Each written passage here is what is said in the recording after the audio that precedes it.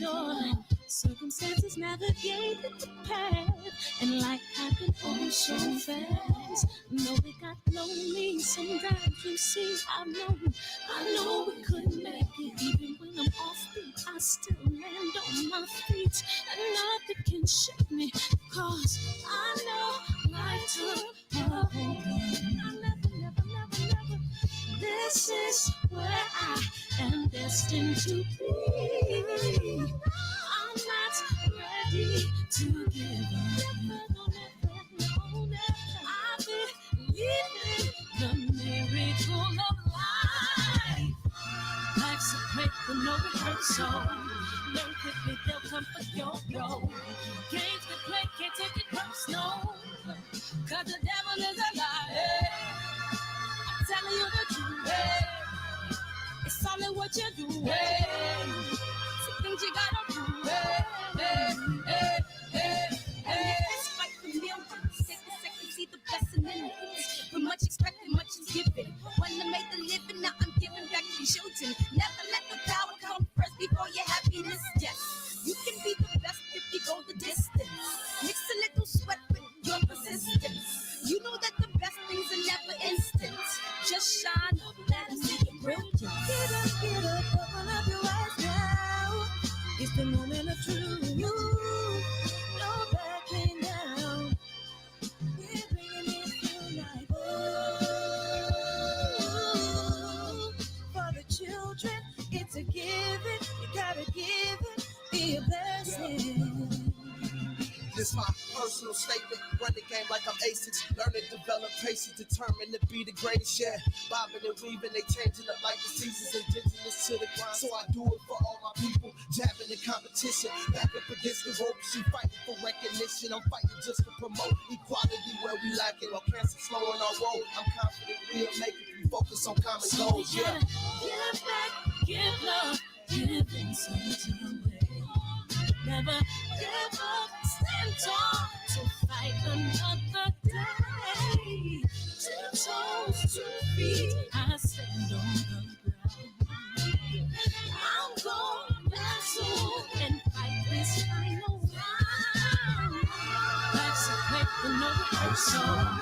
Learn quickly, they'll come for yo. Games to play, can't take it personal, 'cause the devil is a lie.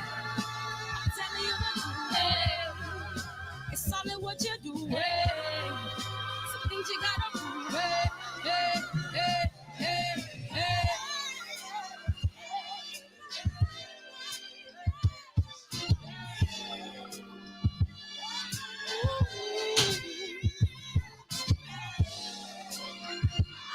I'm gonna share all that I have and give to those in need.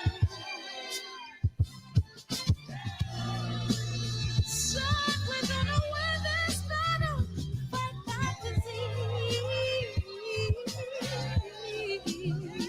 No one can support you, don't leave me that's me on. We got to keep it open. No, I love you.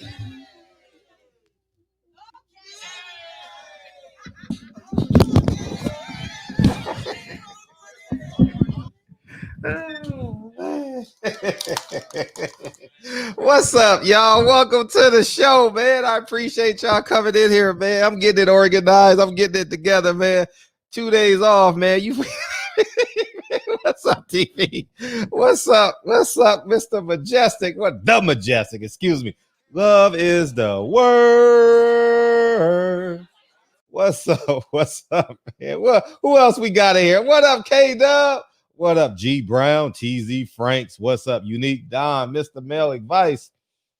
Let's see, McMel Advice said I'm in here heavy tonight. Mama call him Jaquan, Joaquin, JP. I'm gonna call him JQ. What up?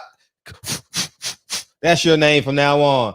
Live from the block. Welcome to the show, man. Welcome to the show. First time I seen that name in the chat, man. It took you a year to get here, man. What the hell's up with that? What's up, Corey Yellow, man? Yo, love is the word. You had a special guest today, man. Drew over there doing big things, doing big numbers, man. What it do, man?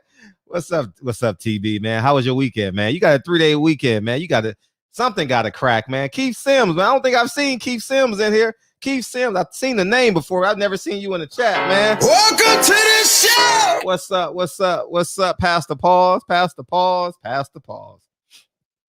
And Jason G. Oh, H Money. I thought we kicked H Money out, man. I'm sorry. I thought we. What's up, Rutledge? I believe I've seen you in here before. What's up, man? I thought Reggie Owens was going to the inauguration. You know, he was gonna go hang out with his comrades. You know what I mean, and celebrate, man. He was gonna play. He was gonna celebrate by doing a YMCA dance. You know what I'm saying? What's up, man? I appreciate y'all coming in here tonight, man. My mic stand is jacked up. We gonna make it do what it do, man. What's up, y'all? So we got a lot to talk about today, man. A lot to talk about, man. We got 2 movies to talk about. We got the 135-pound division, and we also have. I was having a conversation with someone, and I realized that I just, because, you know, Broderick. Who else be going in on me? Broderick. Who else? The lawyer. I'm a lawyer, bitch. Who else? Big Dog be going in on me. And I come in energized because I go to bed on time when y'all niggas. Hey, I go to bed at 9:30 on Friday and Saturday night, dog. I just want y'all to know that, man. So I be all energized and shit. You know what I mean? I gotta redo my mic. So yeah, man. So that's what I be on. So I come in Sunday all missing y'all. You know what I mean? And but yeah, man. You can't hear me. Oh, you can't hear. I'm loud as hell right now, right? I'm trying to get this mic stand to work, and but I'll do it when somebody call in. So we got a lot to talk about, and I figured I would. It's too early to give the statistics and shit because, well, stay in the chat, man. Well, stay in the chat, Keith. Stay in the chat. We need more people like you in the chat. I don't give a fuck what side of the fence you on, man. Voice your opinion. You know what I mean? Reggie Owens gonna make you feel a certain type of way anyway. You know what I mean? So. So yeah, just come on in, man. Just come on in, man. Everybody opinion is valid, man, and that's why our show is so special. And don't forget, we going viral tomorrow night. I want to post who it is, but I'm just too afraid, man. I'm too afraid is the wrong word because I'm not afraid of shit. You know what I mean? People just don't like me. You know what I mean? People just don't like me. You know what I mean? And if I post who it is, you know what I mean, they gonna go to that person's DM box. Don't come in. Don't do it. Don't do it. Reconsider. Shout out to UGK. Shout out to UGK, man. If that's not one of the greatest collabs of all time, I don't know what is, dog. I don't know what is. Reconsider. Oh man. Shout out. Who didn't play that shit on the first date? Who didn't play that shit on the way to the first date, dog? Who didn't play that shit? You know what I mean? God, that song is heavy, man. That song is heavy, man. Tay Jones in the building. What's up, Tay Jones? What's up, Tay Jones? Yeah, man. So yeah. Don't do it. Reconsider. Andre got it. Andre's voice is so unique. His voice is like an instrument. You know what I mean? You know who else voice was an instrument in hip hop? Nipsey Hussle's voice was an instrument. Who else? Tomorrow's guest, Showtime boxing president. Nah, I'm trying to get him. I'm still trying to get him, man. I'm still trying to get him. Nip's voice was definitely an instrument. Yeah. Who else? Hip hop or R&B? Whose voice was an instrument? Chuck D. Oh yeah, Chuck D for sure. Chuck D. Help me. Pac. Yeah. I wouldn't say instrument. Was Nate Dogg? Was Pac's voice an instrument, or he was just purposeful? Did Pac ever change his style? KRS-One, yeah, KRS-One, definitely. That's a good question. Was Tupac's voice an instrument? You know what I mean? Was Tupac's voice an instrument? Obviously, the organic answer is hell yeah. but you guys know where I'm coming. Oh, E40, 1000%. E Feezy, Fonzarelli. Sprinkle me, mate. Sprinkle me, mate. I know I'm off beat, nigga. I know. My roommate in college, my center that I talk about a lot, he's from the Bay. You know what I mean? He's from the Bay. So he would do it. I know he's see you can't even have now you're starting to sound like Mike Weary the Great, DB. I knew I shouldn't have asked the question. I knew I shouldn't. I knew I shouldn't have asked the question, though. I knew it. Oh, DMX for sure. DMX. See, now we on the same page. Somebody time out DB. See, now we on the same page. Now Dougie Fresh, 1000%. You know what I mean? So the Fat Boys too. The Fat Boys. Oh, Shaka Khan for sure. Shaka Khan. I was trying to get her on the show at some point, man. I was that close, man. But that interview, the interview she had with somebody kind of shut it down. You know what I mean? J-Rock, Flavor Flav wasn't. Yeah, I get that. CeeLo Green, yeah. Tupac was sounding like Dr. Martin Luther King, man. Nah, man, I think he was more poignant. Tekashi, I don't know. I've never listened to a Tekashi album, so I couldn't say that. Busta Rhymes, 1000%, definitely an instrument. Who's Lisa Yarrow? Y'all got to help me with that. PD Crack, yeah, but he didn't. He was cool though. Yeah. Who's Lisa Yarrow? Y'all got to help me. Oh, Missy Elliott was everything she did was an instrument. Her wardrobe, her voice, her writing. If she hadn't got sick, I don't know what type of sickness she had, but I heard she had a sickness. If she hadn't got sick, oh man. But I think Lauryn Hill got one album, and I think no one album surpasses that Lauryn Hill, Miseducational Lauryn Hill. Oh, from Big Jaw's video. Okay. The Comedian. Okay, we'll work on that. I gotta write that down. You guys want Lisa Yarrow.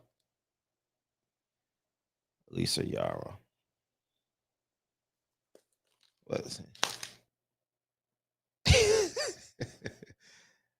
Tupac definitely couldn't do E40. All right. That's what Snoop Dogg. How did y'all not say Snoop Dogg? Oh, Snoop Dogg was one of the first that I can really reckon. Yeah, because I think around about 90, 91, I was kind of the other guy that lost his voice. Why am I drawing a blank on his name? Y'all know exactly what I'm talking about. Lost his voice. He would have been Snoop if he would have been the king of the West hadn't he lost his voice. Who am I thinking about? Yeah, the DOC. Oh, no, I mean, it's not even a close second in terms of the manipulation of voice. I'm the diggy man. Y'all motherfuckers better dig in. Thank God for streaming music, because now I don't have to keep all that shit. You know what I mean? I can just say Lincoln, Cool G Rap. This nigga, it was nobody better at the time than Cool G Rap. You know what I mean? Then Cool Mo D came, and you know what I mean? Cool Mo D brought a little bit more flavor to the game, you know. But yeah, man. DOC was a Master P. Really? You think Master P? I thought Master P just knew how to be a Diddy. I think he was Diddy before Diddy. You know what I mean? He was a businessman that knew Tone Loc. Yeah, kind of raspy. Yeah, Tone Loc. See, DB, you on the right page now. You on the right page. You definitely on the right. I remember he performed at my school, man. I remember the girl I smashed that night too. Yeah, that was we had something at Whittier College called Erotic City. Yeah, you know what I mean? I remember when Tone Loc came, do the wild thing.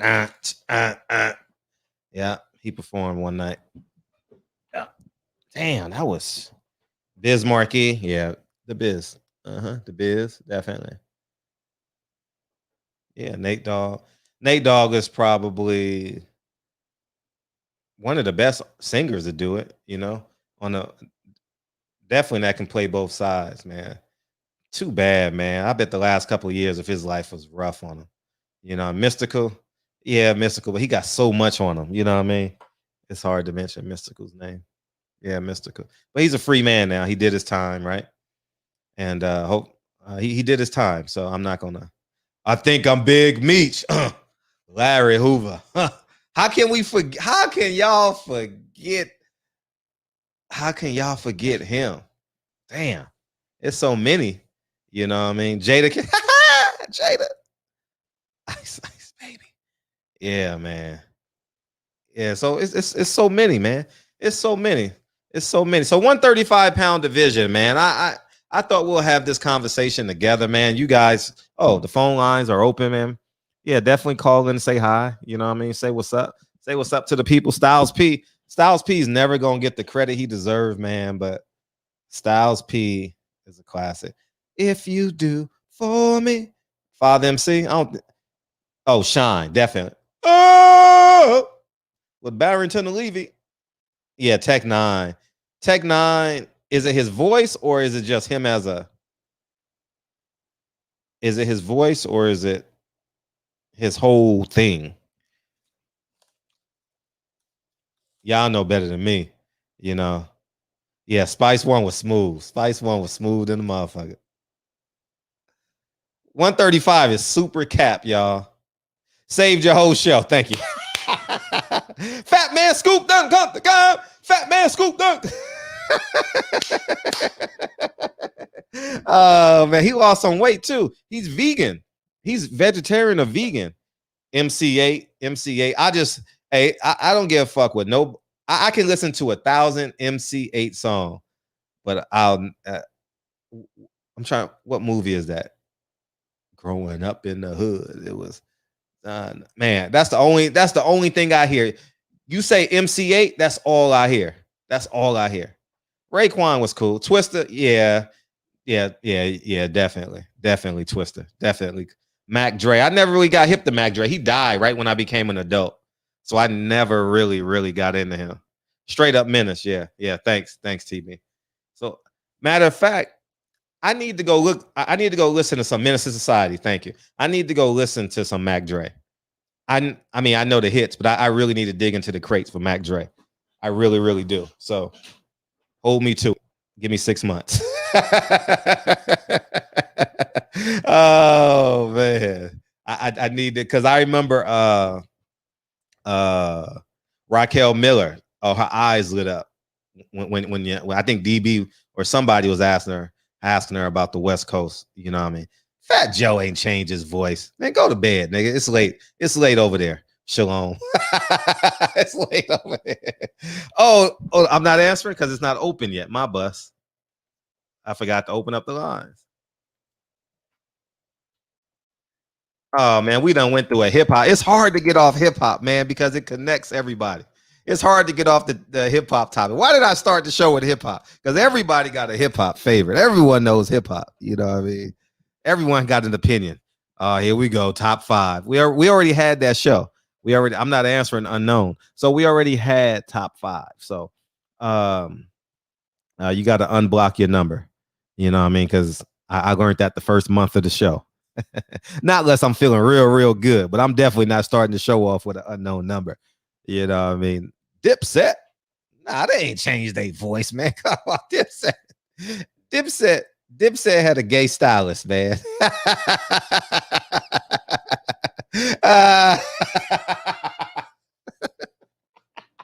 They did, dog. They did. I'm just gonna say that, man. I'm just gonna say Dipset. It was something about them, dog. I don't know. I don't know something about Dipset, man. We got some calls coming in. I appreciate you, 202. Why not be first? Why not be first? Block for me, black man. No, they trying to stretch us. What's up? Hey, why you say Dipset had a gay stylist, man? Man, they wore pink and purple and all that. Oh Lord, that's true. I think he was trying to be trendsetter. Yeah, right? that shit corny. Hey, you forgot my man Busta Rhymes, man. No, we put him in. He's definitely he's a second ballot. He's a second tier Hall of Famer after you get past the Nas and the Biggie and all that. No, I'm talking about far as like you said, far as like voice. Oh yeah, someone said it. Someone said him. Busta is. Yeah, that's 135. Ain't nothing but all cap, man. Ain't nothing going on. They cap. They all cap. They all 22, 23, 24, and pretending they want to fight. They know they can't fight. You know. Yeah. They in their prime. These guys are young and they already become. Tio is a businessman. I seen something where his father was saying that fighting Haney. He said fighting Haney, Tank, or Shakur, dudes like them. He said it really don't make sense. You know what I'm saying? So I don't know, man. I don't know what's going on with them, but it doesn't look like he's going to fight Haney ever for real. Because he said 1 or 2 more fights, he's going on to 135. Man, it's they super corny. They super corny, and I want to call them out on it. You know what I mean? I definitely want to call them out because all they doing is just playing the fans for clout, want you to follow them, want to get their name mentioned. They ain't doing no fighting. They all on a victory lap. You know, they all on a victory lap. You know what I mean? Doing what they need to do. You understand what I'm saying? We don't know who the best is. We have an idea of who the best is. That's the problem. We don't know who the best is. Honestly, I think anybody can beat anybody. You understand what I think? Anybody can beat anyone. You know what I mean? Devin definitely has the most skills.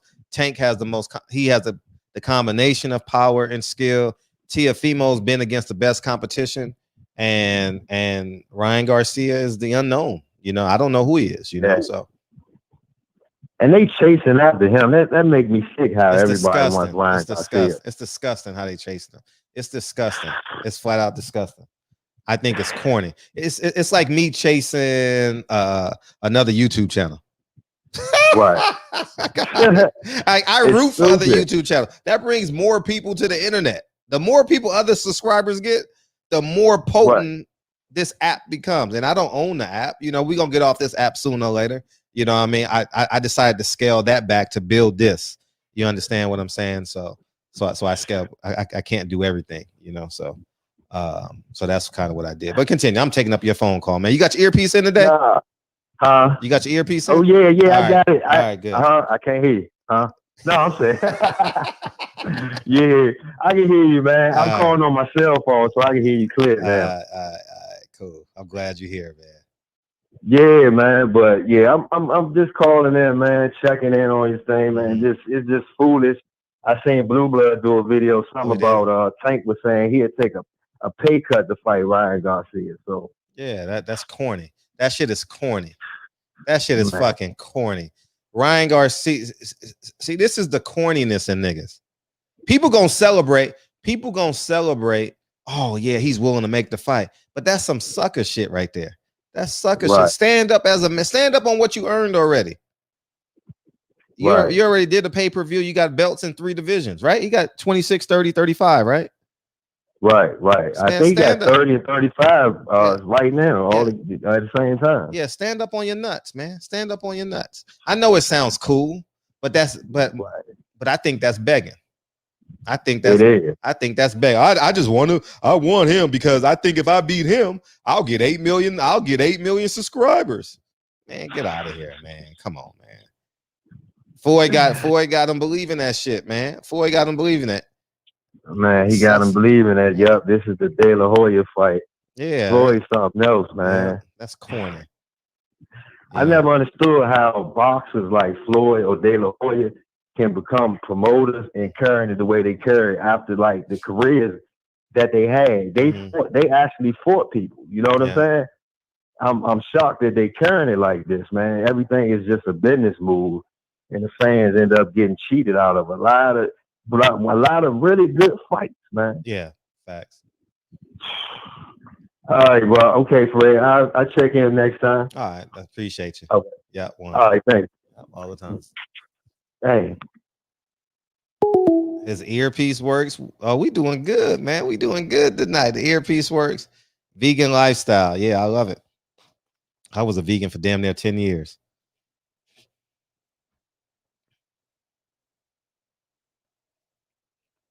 You just posted a video. I don't give a fuck who Ryan fight. But the fact that Tank would give up, Fred play some music. Fred, we can't do it, man. We gonna play it in our head tonight. I thought about it too when we was naming off names too. I thought about it. This is why I need a producer. I wonder, maybe we can do that. I'm gonna figure out, maybe we can have a producer from an off-site location and they can produce the show So when you guys are talking, well, that's down the line because I definitely the show can't afford to have that because they got to come for 4 hours every day and do that. So the show definitely can't afford that right now. But that would be cool to have an offsite producer that's producing the show in real time. So when you guys say it, I be thinking of shit, but I physically can't do it. You know what I mean? And pay attention to y'all niggas because half the time I don't be paying attention to y'all niggas anyway. But the few times that I do. Until you had some bacon, nigga. Oh man, bacon. Just before burnt. Man. Oh man, just before burnt, man. Oh man. What's up, 708? What's up, 708? What's up, man? We live in effect tonight. We live in effect. Dedication. This is anti-hesitation. It's a real nigga celebration. What's up? Man, what to do, Fred? Oh man, you ain't called in so long, man. I forgot this is Chi-Town, man. How y'all doing over there? Man, it's kind of like it's starting to snow a little bit, but it's kind of it's cold as fuck though. But yeah, that's all it really is. Yeah. What's up, man? What you got on the plate? I thought of you today too. You did? Yeah. I'll tell you why. I was researching the salaries of Formella. Hey, Fred, Formella can go, man. You gotta. This dumbass nigga, man. You are synonymous with Formella to me. All right. Hey, I ain't gonna lie. Like I thought he was gonna do something with Sean Porter. Like it goes in order: UK, Latin America, Black Americans. Ain't no white fighters. You know what I mean? So I don't know where you put the Russians at yet because they ain't really won no big fights. Tell me a Russian that's won a big fight. Go. They haven't. They haven't won a big fight. I haven't seen a Russian win a big fight. You know what I mean? The Russians, they only beat like if you really pay attention, they only really beat like the Asian contenders, like the Asian Mexican contenders that everybody's been beat up already. They trying to, the network's trying to put like a measuring stick, or like the black fighters who really like started boxing late. Like they haven't really beat like an elite level contender who's on top of their game. They never have. They've always lost. I don't know a Russian that's really stepped up in a sweltering fight like Ivan. I'll tell you a sweltering cross culture fight. Chavez Sr. versus Iran the Blade Barkley. Thick fight, tough fight. Mildred Taylor Chavez Sr. won. You know what I mean? That's probably the only big fight they won. Strom. Wait a minute. Did Strom beat De La Hoya? Or he got robbed? He got robbed, right? Yeah, he got robbed. Yeah, he got robbed. Yeah, Felix Strom got robbed. Yeah, you're right. Got robbed. Yeah, even De La Hoya admitted that. Yeah, he got robbed. Yeah, for sure. I remember that on HBO. Yeah. Yeah, but I want to talk about the UFC. Oh, what happened? What happened? I mean, it was a great event on ABC. Was it? Like, yeah. Oh, well, tell us about it. Yeah. Well. Yeah, man. Max Holloway, he put on a great performance, man. Like he looked fantastic. He destroyed Calvin Kattar. Like I was going for Calvin Kattar, but I like Max Holloway. But I thought that Calvin Kattar was gonna win. He had some really good boxing, but Max Holloway, he just looked sharp. He just picked Kattar apart. He just destroyed him every single round. Man. You talking to DB and a few others. Yeah, it was a one-sided beatdown yesterday. He just beat the shit out of him like for 5 rounds. Yeah, it was amazing. Yeah, and I think that he's the number one featherweight in the UFC, despite having 6 losses. 6 losses. Wow, never gave up. Yeah. Ah, that's impressive. But that's all I had really for you. I'm back in the chat. I appreciate it. All right, welcome back. Appreciate you calling back in. Yeah, man. So. Like I was saying, it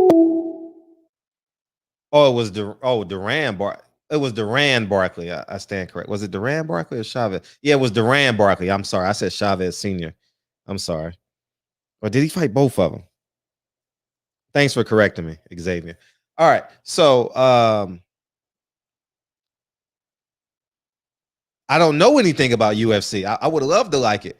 I just don't. It's hard to watch UFC when it's boxing on every weekend, and there's no superstars that will make me like, It would have been Tyron Woodley. But listen, I'm tired of these little niggas at 135. I'm just gonna say it. Y'all niggas, they lying to us. They lying and they capping. They are not going to fight each other. All right. They are not, I repeat, they are not going to fight each other. All this shit is cap. They ain't fight, and it's becoming annoying because they look like little rats. You know what I mean? Like little rats and shit. You know what I mean? That keep on getting out of the motherfucking mousetrap. You know what I mean? Like, God damn. You know what I mean? They just lie. You know, so that's where I'm at with it, man.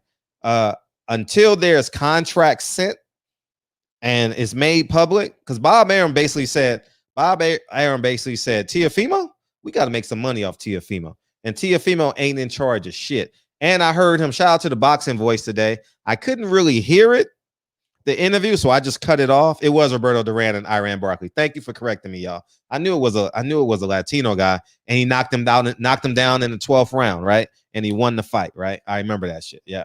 So, what was I gonna say? Damn, I lost my thought. Oh, until someone sends a contract, you know, because Bob Arum basically said, you know, I don't give a fuck what Teofimo Lopez say, and he basically told Bill Haney, like, you ain't touching him. Yeah, where did the word cap? You know, it's what they say. You know what I mean? It's what they say. It's like we used to say one time and shit. You know what I mean? Well, cap ain't one time, but I don't know. Cap, I don't know. Maybe it's for all the bald niggas like Floyd. That was just a shame. You know, take off your cap. No, nigga, no cap. No cap. No cap, nigga, cap. You all cap. You know what I mean? I don't know, Reg. But I'm sure the Urban Dictionary will tell us. Google that shit, nigga, and file a report. You were the king. Hey, I repeat, Reg, you are the king of information, dog. I'm just gonna say it right now. By far, you are the king of information. That's on the line. That you know, because I don't know where the hell you going every day. I know you on chapter 14 tomorrow, right? That's all I know. 13 to 14, somewhere in there. But yeah, man, I'm tired of these little niggas getting out of their motherfucking mousetrap, coming online. Hey, I'm in charge. Hey, I'm calling the shots. And ain't nothing happening. You know what I mean? I'm tired of that shit. My nigga, this is dedication. This is anti-hesitation. This is a real nigga celebration. What's up, man? What up, man? This is your boy. Hustling home. I'm back at it. I know. We good. How you feel, man? I'm at work. Is it too loud? Nah. Is it too much loud? Okay. Yeah, man, I'm with you, man. I don't think none of them dudes can fight. Mm-hmm. I think, and then it might not even be the fighters. I think these guys, their promoters, about to squeeze the juice out of every single one of them until they look bad in the fight they ain't supposed to look bad in. Except for Ryan Garcia, because you know he gonna get a pass because Oscar, he Oscar Last Dragon. You feel me? The Last Dragon. But I feel the same way, man. I'm just gonna hope. I kind of think the closest fight for the 135 division would possibly be Tank versus Ryan, but I think both of them motherfuckers lying, bro. I think they both lying, man. Yeah. Who Tank gonna fight next? Tank gonna fight Abner Mares. Somebody like that. Somebody. Man, he had Taco Bell all day long. This nigga.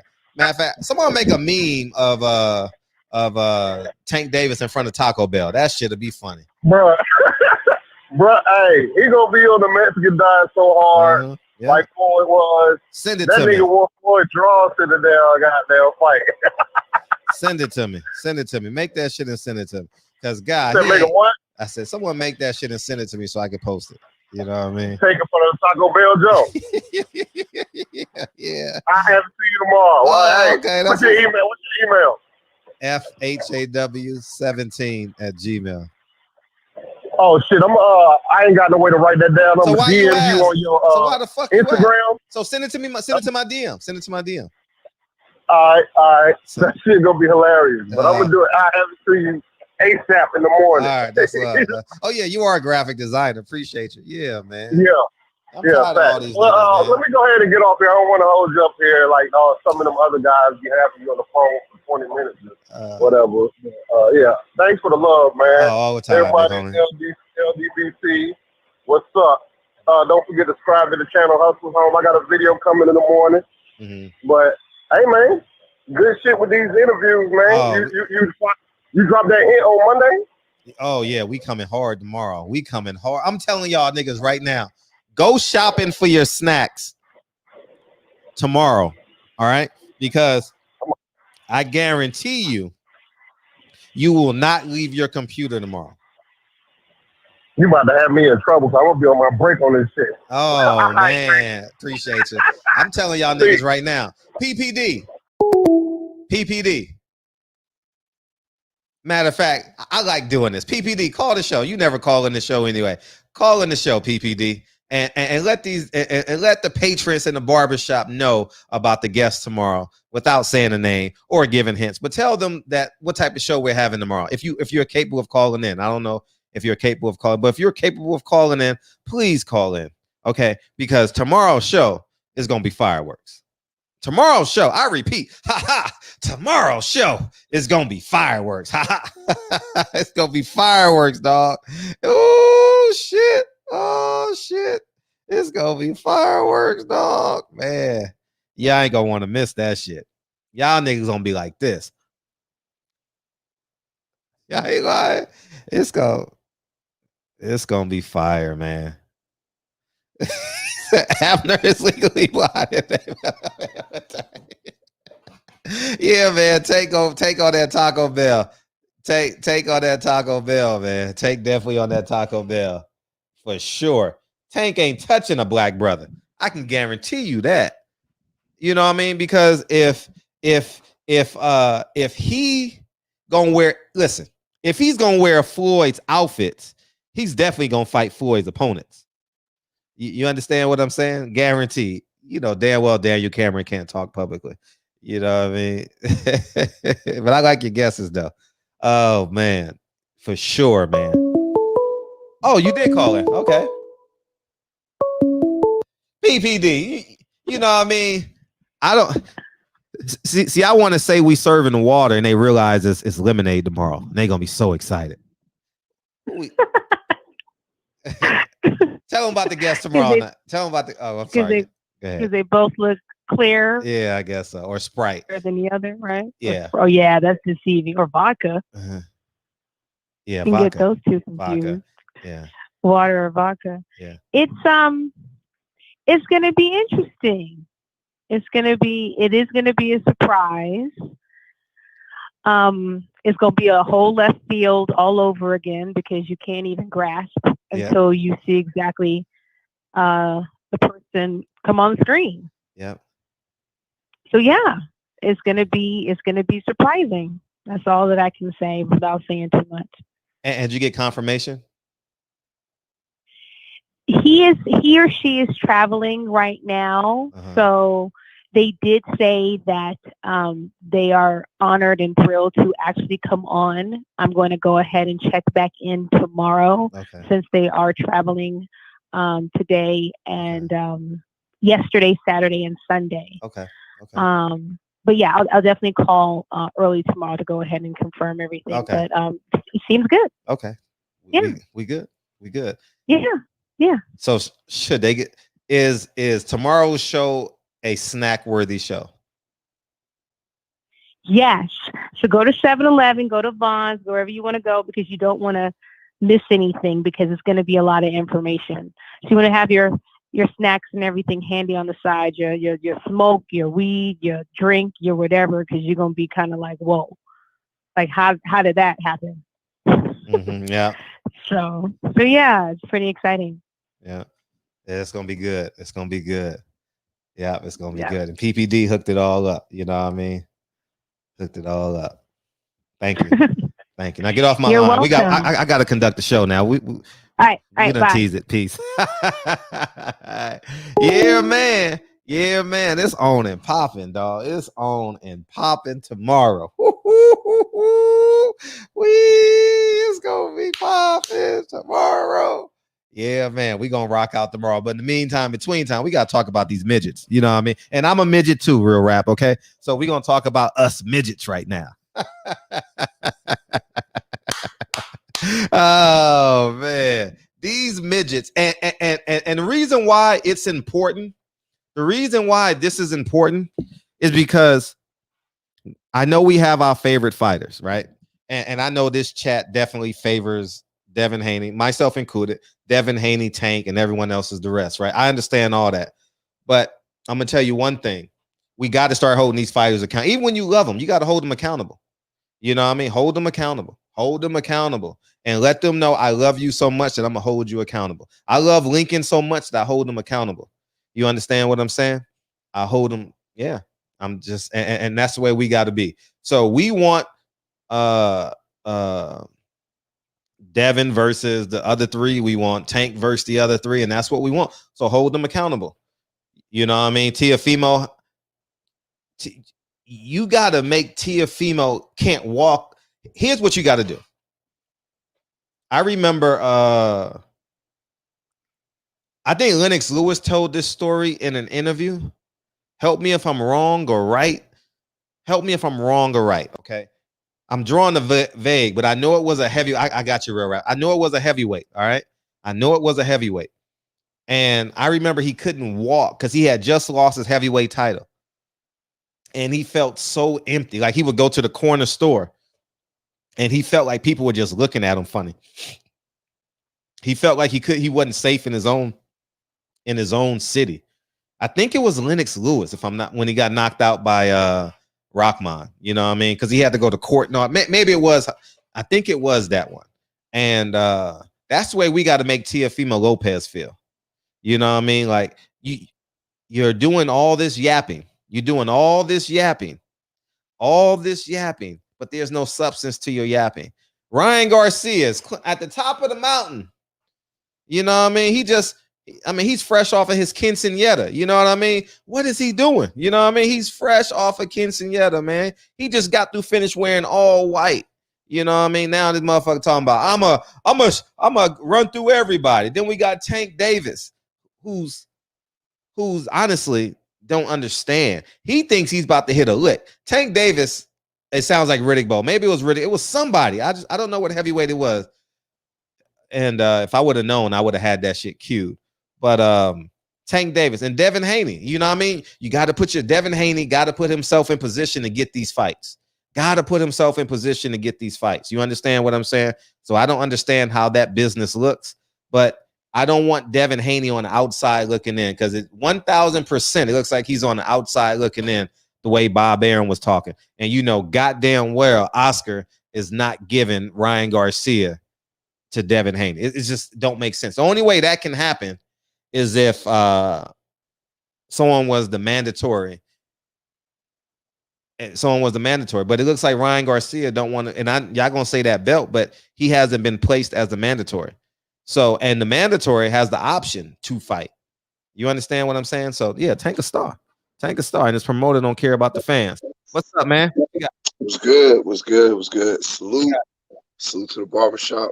Man, where that intro music at, man? Where my nip at? So I got even better. Oh, you scared to death, Negro. Finally. All right, salute. So we finally back on the right vibration, Fred. So look, salute to the barbershop. Salute to the chat. Hey, I want to say, man, salute to all my vegans. Salute to all my vegans out there. You know what I'm saying? Now? Are you vegan now? Yes. When you turned vegan? About 2 weeks ago. Hard body vegan, no meat at all, straight greens. No, it's more than vegan is more than just meat. I said, yeah, exactly. I'm not eating no egg, no dairy. Okay. You know what I'm saying? It's a lot of I'm not going vegetarian, I'm going vegan. You know what I'm saying? I understand the difference. All right, you gonna be a raw vegan, or you just gonna be I'll go in and out. Like I'll go in and out between raw. There's certain things I like I found out there's something called stevia, which is like 100 to 300 times stronger than sugar, and it comes from a natural leaf. And once I found out stevia, I'm good. Like I don't even really need sugar.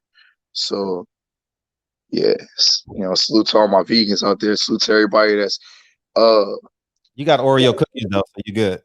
No, I'm not eating no sugar, man. I almost. Well, look, I ain't gonna lie. I ate a fucking Pop-Tart the other day. You know what I'm saying? But I think I'm gonna kick that back. Like, I'm not going no sugar. Everything will be natural, natural juice, natural water, alkaline, magnesium, phosphorus, all that good shit. You know what I'm saying? Fiji. Definitely support. We always talk about support Black, right? Well, I definitely bought, something called Magic Melon, so y'all can check my Instagram out for that. Shout out to Aboriginal Love, you know what I'm saying? Go support it.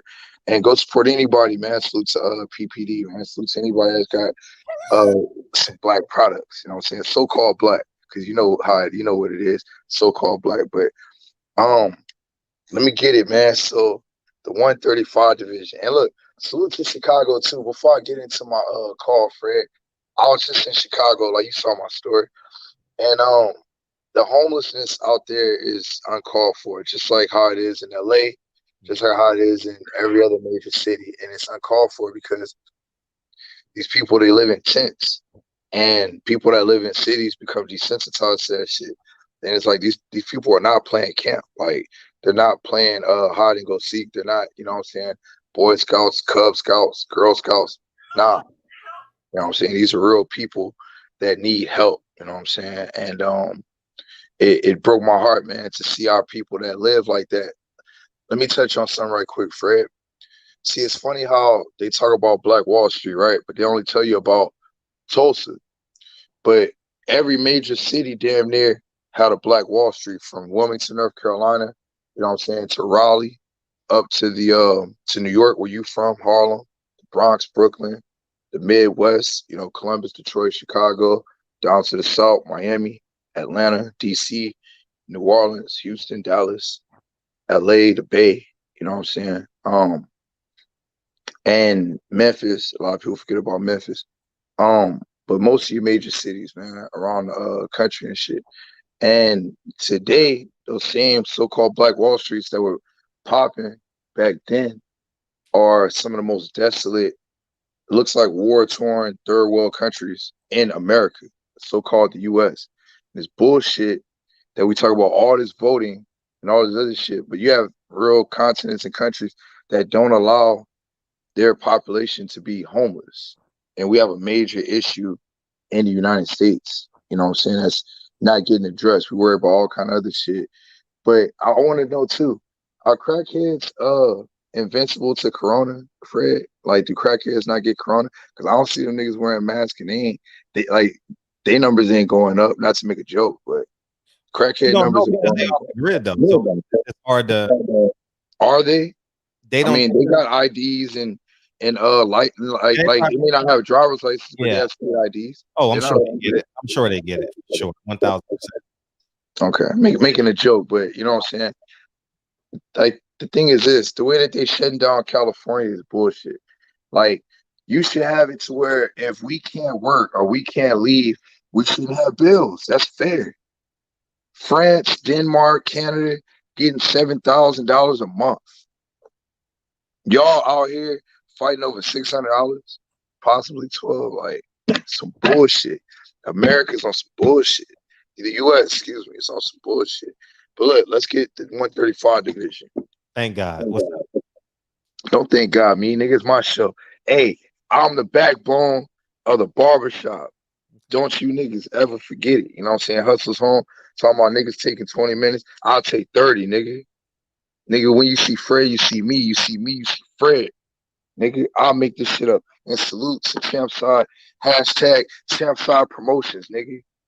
Hashtag Champside Promotions. Got the hardest pound for pound in the game. Must be number one. Champside must be number one. Out next time you see me, I will have my Champside hoodie. Please believe. Salute to Fred. Fred got his Champside hoodie on the other day. Salute, doing videos and shit, doing thousands of numbers. But Hustle's home. It's my shit. I'm the backbone of this, nigga. Magic. Hold up. Magic. Don't burn your fingers in a second, nigga. You might want to get to Magic Kareem, nigga. Magic Kareem. Hairline like Kareem. You know what I'm saying? He looked like Magic with the pass behind the back. You know what I'm saying? Fred gonna jump behind the back, pass it. I'm gonna catch it, grab the mic, and talk for 30 minutes. Anyway, so Thing is this, right? Devin Haney. We got Ryan Garcia. We got Tank. And we got that hoe, Tiafimo. Tiafimo the hoe. You know what I'm saying? Tiafimo is the next high price hoe. You know what I'm saying? Bob got him some brand new pumps. Got him some brand new pumps. He on the stroll. Tiafimo on the stroll. He not on Backpage. You know what I'm saying? You can't find him on Backpage. You can't find him on any of these sites. You know what I'm saying? Tiafimo is a high dollar hoe. You know, you're going to have to go to the top floor. You're going to rent like a few rooms because that nigga is a diva. If Tiafimo is room 222, he going to want you to rent room 223 and room 224. You know what I'm saying? So that when he make the getaway, don't nobody see his homosexual ass. You know what I'm saying? Leaving the hotel. You can find him at most Motel 6s. He's at Motel 6s where they leave the light on for him because his teeth are so jacked up. You know what I'm saying? They need the light. He needs a certain type of light. He needs a certain type of light to shine. You know what I'm saying? Whenever he's brushing his teeth and shit. You know, because he got to get them angles. Certain angles he can't get to. You know, that's why Bob can't make no money. His fucking dental plan for Tiafimo's healthcare. Bob is praying for Obamacare right now. Bob and Reggie are in the same they're in the same booth, man. Fred, what you call that when you go to church and pray in that little area? Confessional. Yeah, they understand confessional. Yeah, but thank you, Fred. See, he's a great point guard. I tell you, Fred, Bob, and Reggie are in the same confessional right now. You know what I'm saying? Praying to Joe Biden, praying that they bring this Obama healthcare back. Salute to my brother Reggie. You know what I'm saying? Laughing that Trump is gone. I could give a fuck. I didn't have a pony in the race, but hey, you know what I'm saying? It is what it is. Bob can't make no money because the dental insurance is so high. Like, you remember how Obamacare had the platinum, gold, and silver standard?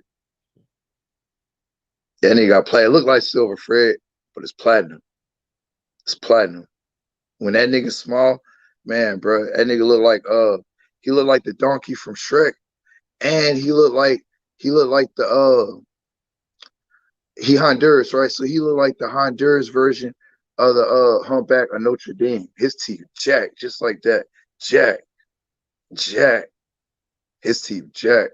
And I smoke, you know what I'm saying? My shit, like, I've been drinking coffee a little bit, but my shit's straight.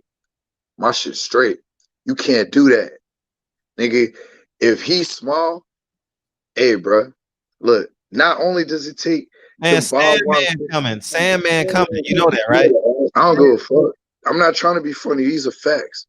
Okay. Sandman ain't taking shit out of here. Fuck TFO. These are facts. They could throw fucking his fanboys could throw tomatoes all they want.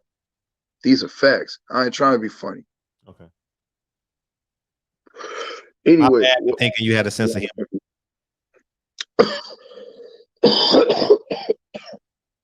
I had you dying laughing the other day. Talking about Terrence Bailey fish tanks. You know what I'm saying? Terrence Bailey in that motherfucking fish tank, bro. I watched 2 of his live streams. You know what I'm saying? I thought I told you it was water torture. Drip, drip, drip, drip. 1 fish, 2 fish. Red fish, blue fish. Knick knack, patty whack. Give a dog a bone. That's how I felt the whole fucking time, Terrence. Turn it. Look, all you gotta do is take the plug out, my nigga. Unplug it. The fish ain't gonna die. You only run a 30-minute, 45-hour show, bro. So what if it develops algae a little bit? So the fuck what? Anyway, back to 135. So tanking these Mexicans, man. Yo quiero Taco Bell. You know what I'm saying? Fred, hey Fred, I know you seen East LA, right? Yeah, I've seen it. What's up in here, hoes? Yeah, like that's the only type of cast that you want to fight. But check this out: if he knocks out Ryan, right, which is bullshit, Ryan hasn't deserved any type of. I mean, look, Ryan's got dog in him though. Before I make disparaging comments on Ryan, Ryan showed me that he had dog in him after he got knocked down. I give him that. I give Ryan that. He showed me dog. He attacked. He went on the attack. He could have got old boy out in the 5th round, but the bell saved him. You know what I'm saying? So I give Ryan that. Ryan's not a TFE hoe. You know what I'm saying? I see more in Ryan. Now this is the thing. Like, you know, hey Fred, like, you know the movie? It's like it's an old story. I think it's the story of Arthur, King Arthur, where the nigga had to take the sword out of the rock. Well, Ryan Garcia had to take the spatula out of Oscar, you know what I'm saying, Oscar De La Hoya's ass. Just like how, you know what I'm saying, King Arthur had to take that sword out of the rock. Everybody was coming to the sword. They was trying to take the sword out the rock, but they couldn't do it. And then Merlin looked at Ryan Garcia and he was like, "You're the only one, son. You're the only one that can pull that spatula out of Oscar's ass."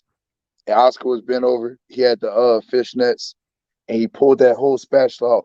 That's how you gonna get the fight, because he got allegedly. You know what I'm saying? He got him blackmailed.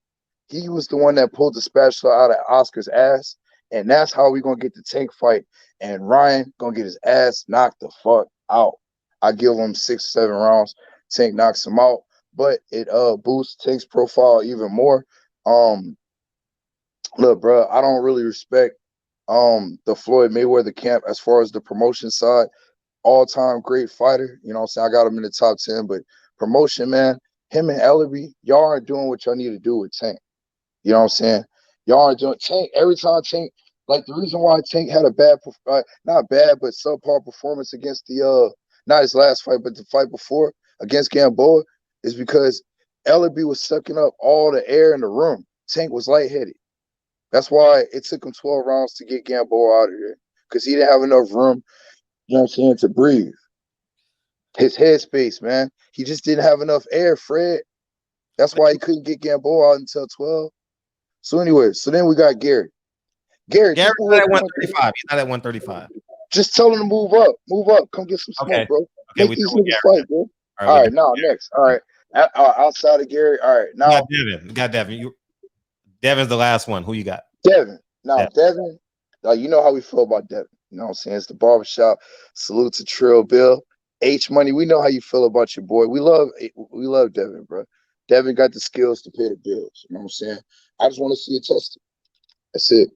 I just want to see it tested. His father does an absolute great job at promoting him. He does a great job at winning the fights and keeping himself in great condition. Now, how you said it, you laid it out perfect, Fred. Tiafijo fought the so-called best, allegedly. I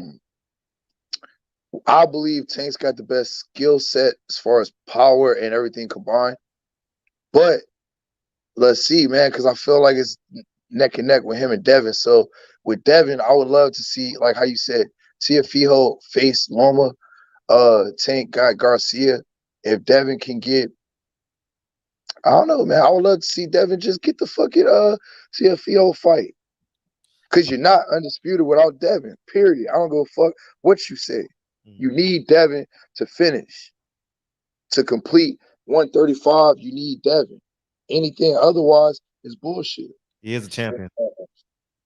Not champion, WBC. It used to mean something, but, you know, the people behind it ain't shit. But what Muhammad Ali stood for and what he pushed and represented, Devin and Deontay Wilder and a lot of Errol Spence, Jamal Charlo, all carry that, you know what I'm saying? All carry that essence, that energy, that vibration. Getting sleepy, nigga. It's all good, nigga. I told Hustler Home, if I do 30 minutes, I do 30 minutes, nigga. You know what I'm saying? When you see Fred, you see me. You see me, you see Fred. So as long as they see me, we good. Get off the damn line, nigga. Peace, nigga. All right, peace. God damn, Drew, yo, you sleep yet, nigga? You sleep?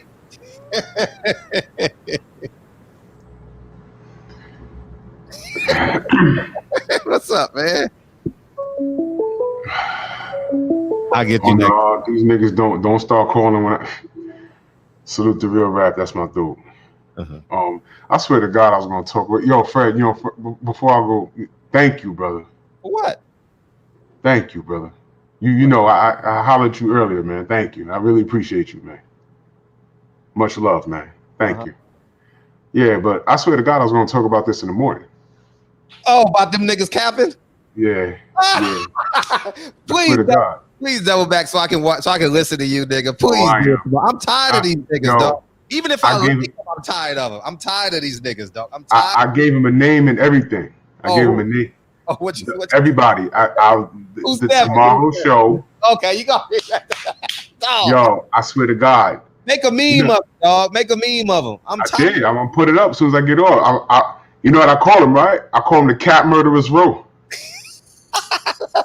I'm tired I'm tired of them.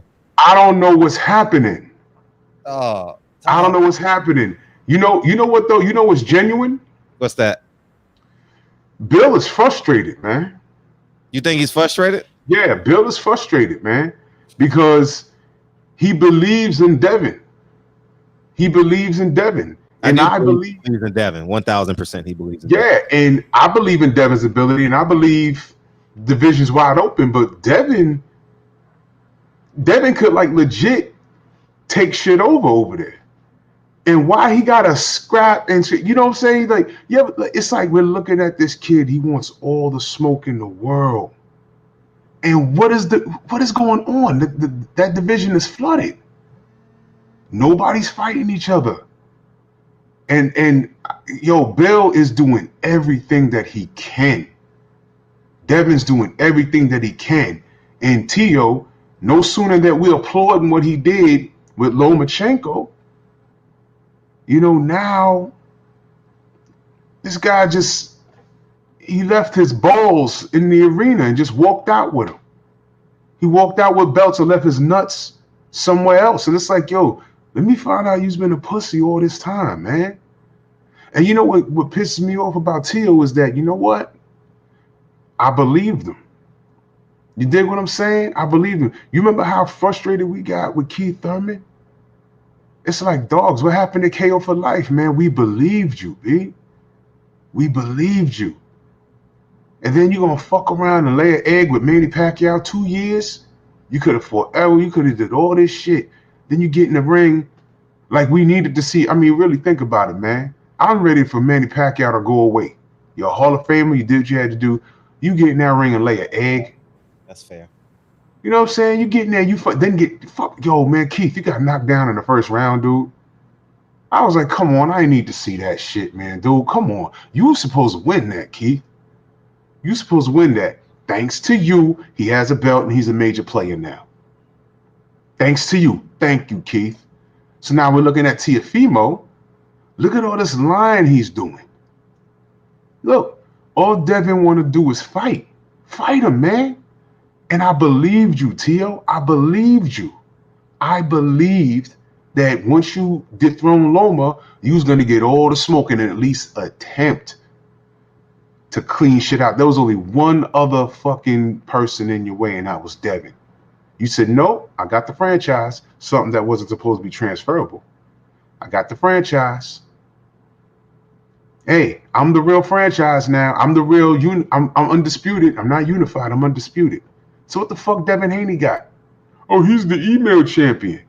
Y'all know that's fucked up. Y'all know that's not right. Y'all know that's not right, man. Let me tell you something, man. Everyone's talking about Brian and Tank or whatever. That kid, that Japanese kid, Nakatani, he's a problem. He's in the mix. Beat all of them. He could beat all of them. He could beat all of them on any given night. Mm-hmm. He'll get in there and fuck on. You remember when what's his name? Lost to the Japanese dude on HBO that night. What's his name? He just got knocked out the other night. He need to fucking retire. Oh man. Yeah. Trained by Aaron Wolf. Well, was trained by Aaron Wolf. What's his name? Having a brain fart. He just lost the other night. A couple of weeks ago. He was trained by Aaron Wolf. Yeah, I know he's on the Black Brother. Yeah. That night. I'm looking dead at him too. Yeah, yeah. And I heard him talk, and he's talking all slurred now. He's fucked up. James Kirkland. James Kirkland. I remember it was supposed to be a showcase fight. He got on HBO and got knocked out in the first fucking round. And I'm looking at Nakatani, and I know Teofimo, he got away with one that night, but he was like, I wasn't expecting that. Nakatani's like, ain't he like 6 feet tall? Yeah, he looked bigger than all of them, taller than all of them. Yo, he can get in there and put a jab in Lomachenko's chest. Lomachenko ain't gonna fight him to get back. He could upset any of these guys. Yeah. What I'm saying is the division is live. It's too live for these guys not to be fighting each other. Now, I mean, Lopez Sr., he thinks he's sitting on top of the world because he got all the marbles on his side, you know, the WBC and everything else, and he got all the belts. So he's running around thinking they undisputed. All right.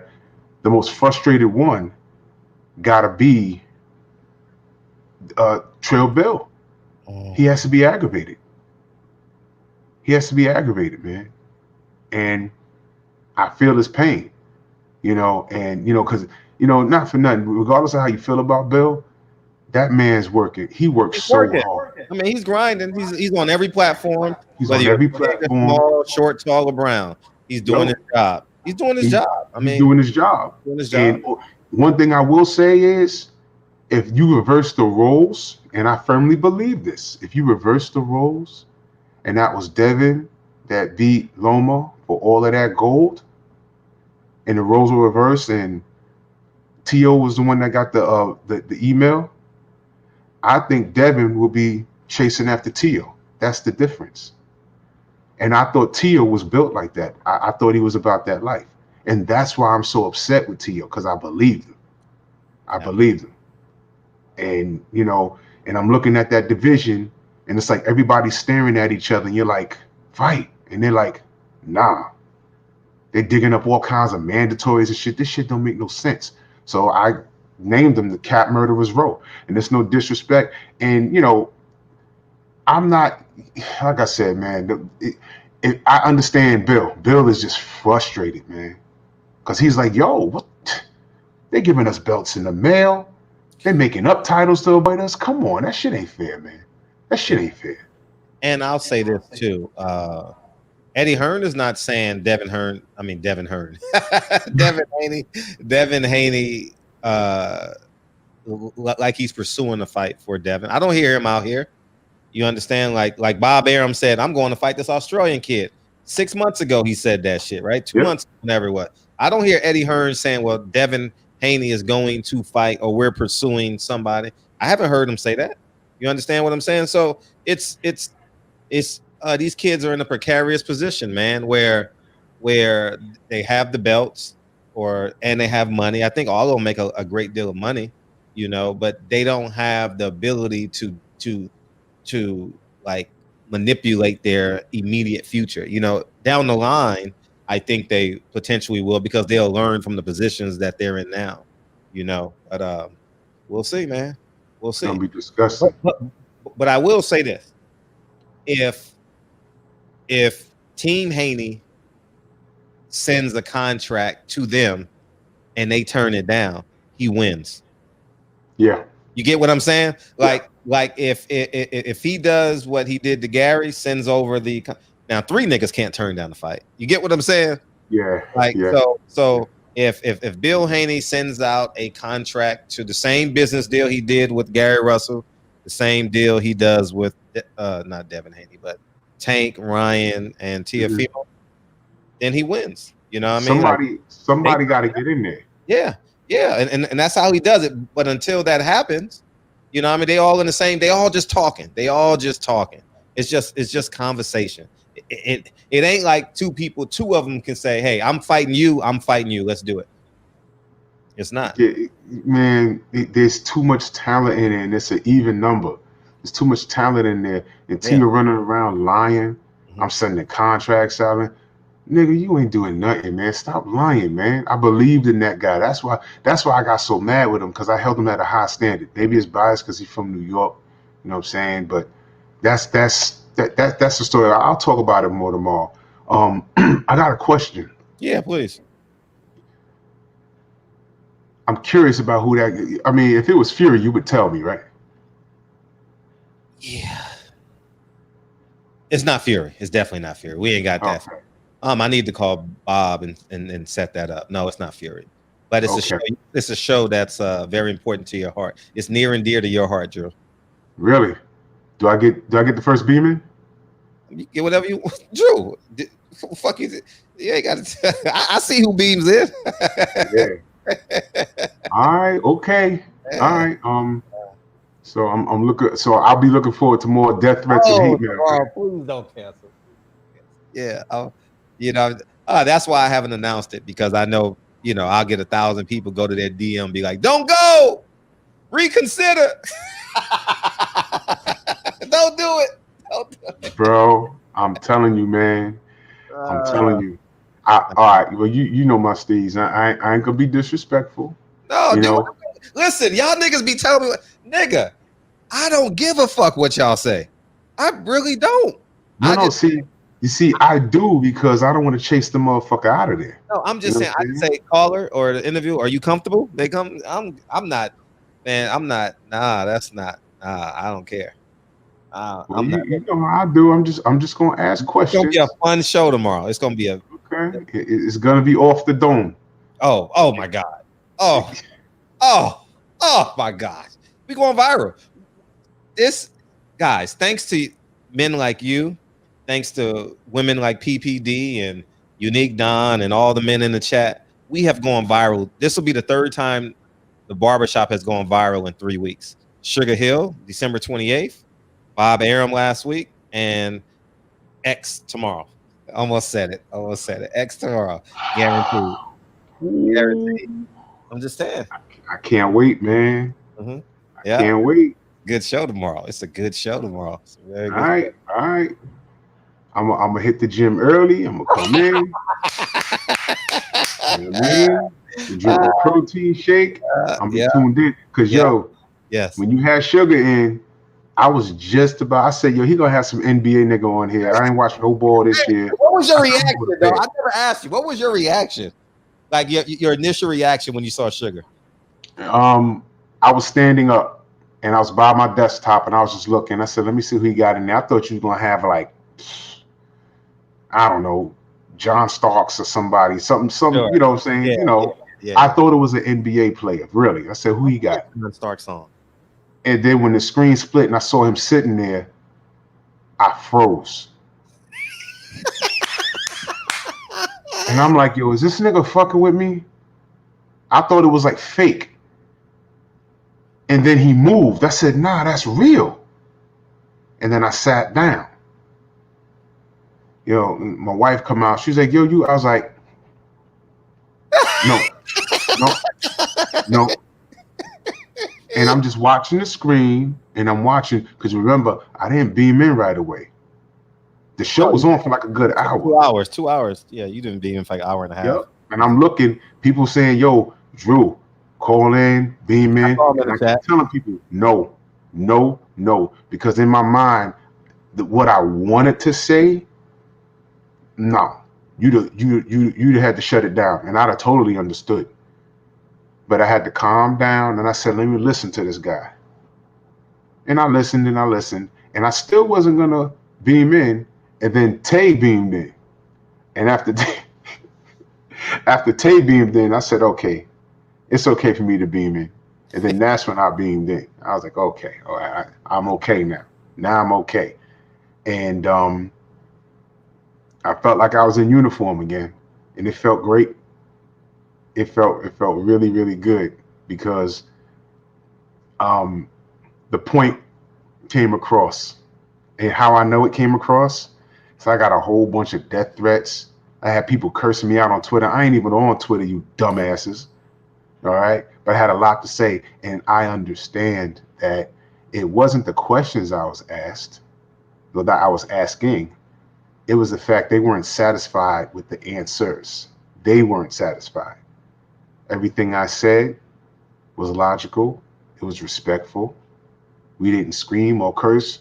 And people totally missed when I said to him, you don't know nothing about no messed up gloves, or, you was wrapping the hands or unplugged cameras. You know nothing about that. Everyone missed when I said, I'll take you at your word for it.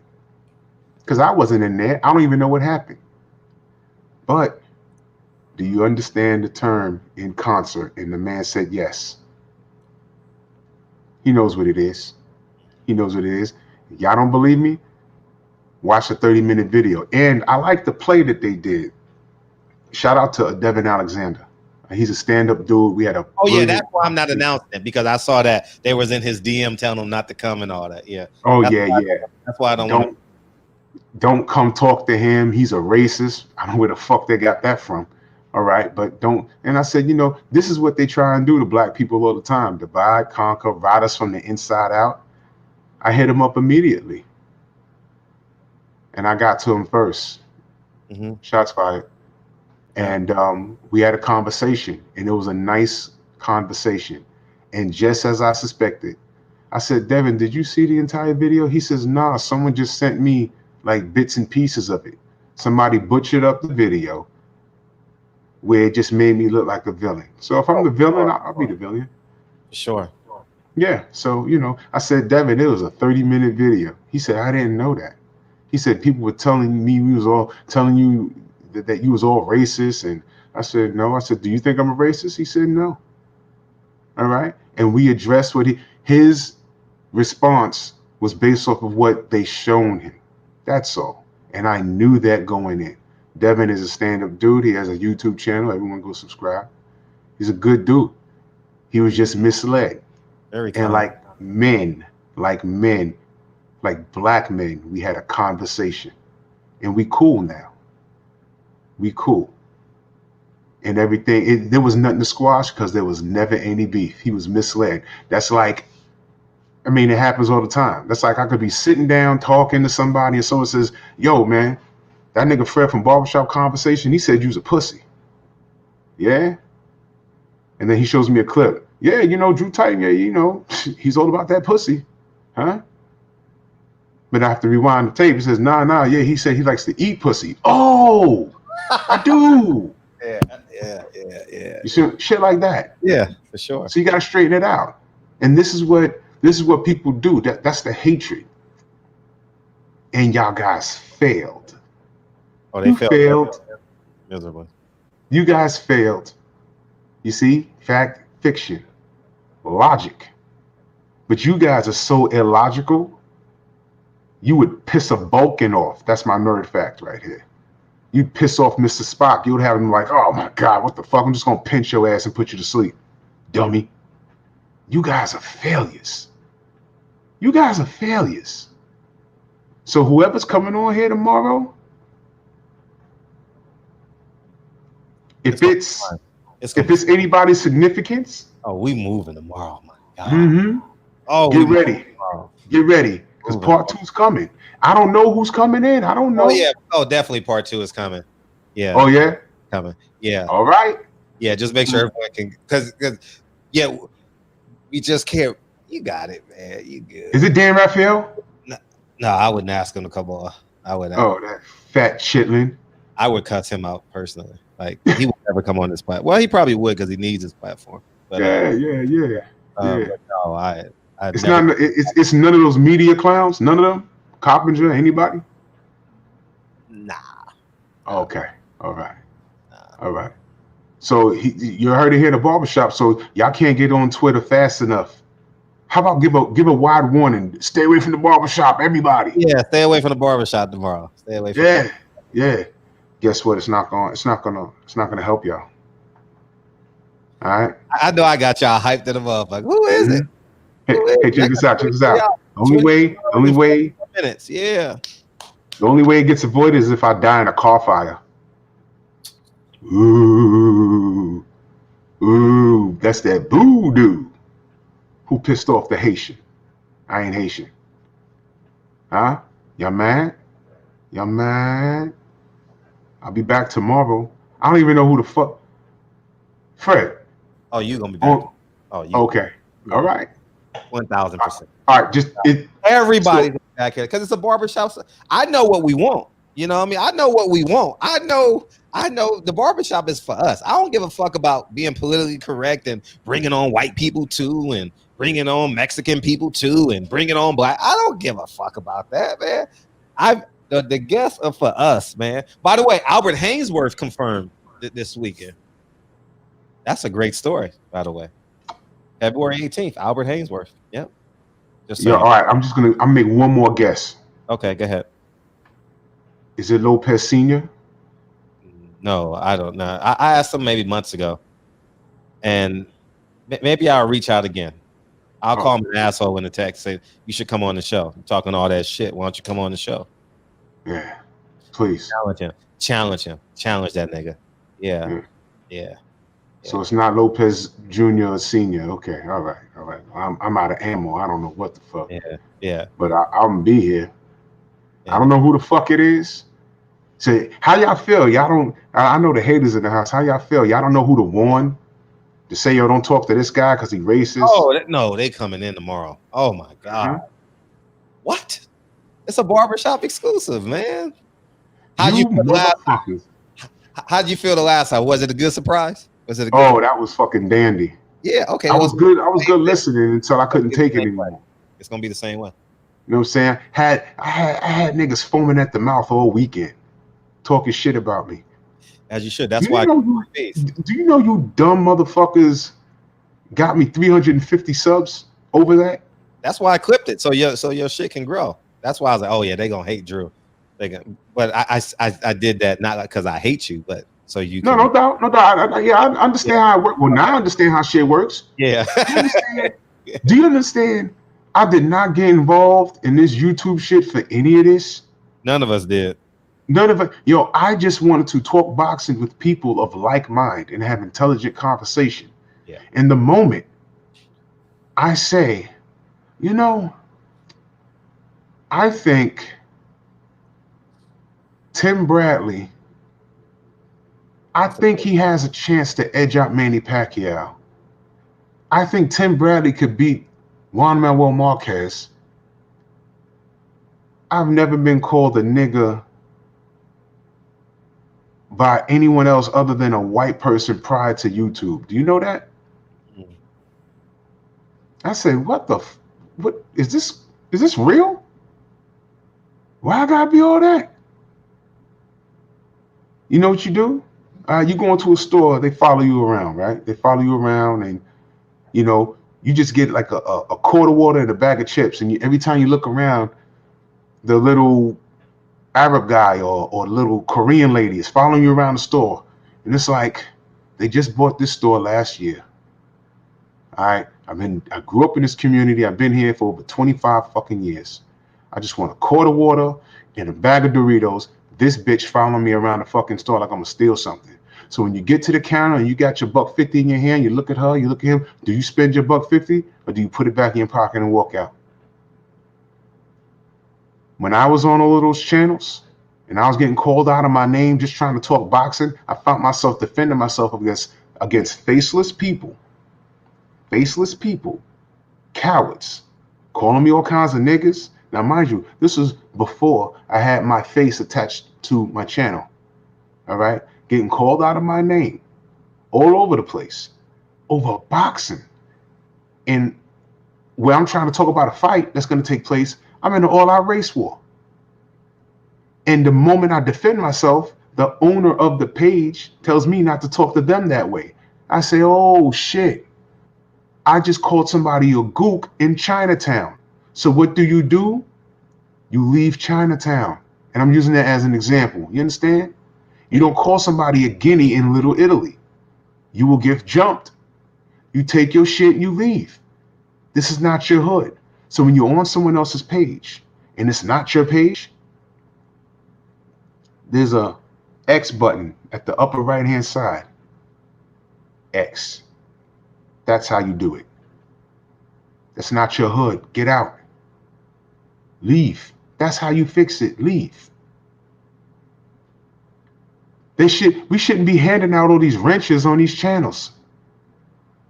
What you motherfuckers do is you prove my point. So I encourage, when people are on my live stream, I tell them when they come in with that racist shit, don't block them right away. Let them sit there for 5 minutes. I need their eyes for about 5 minutes and screenshot what they put. I got a motherfucker came on my page His name was Monkey Mentality. You had time to sit down and create a Gmail account and name your fucking page Monkey Mentality for the sole purpose to go around to the black channels to do that. Do you realize how sick of a person you got to be? You're a coward. You're a clown. You get no pussy other than your mom's. And you ain't shit.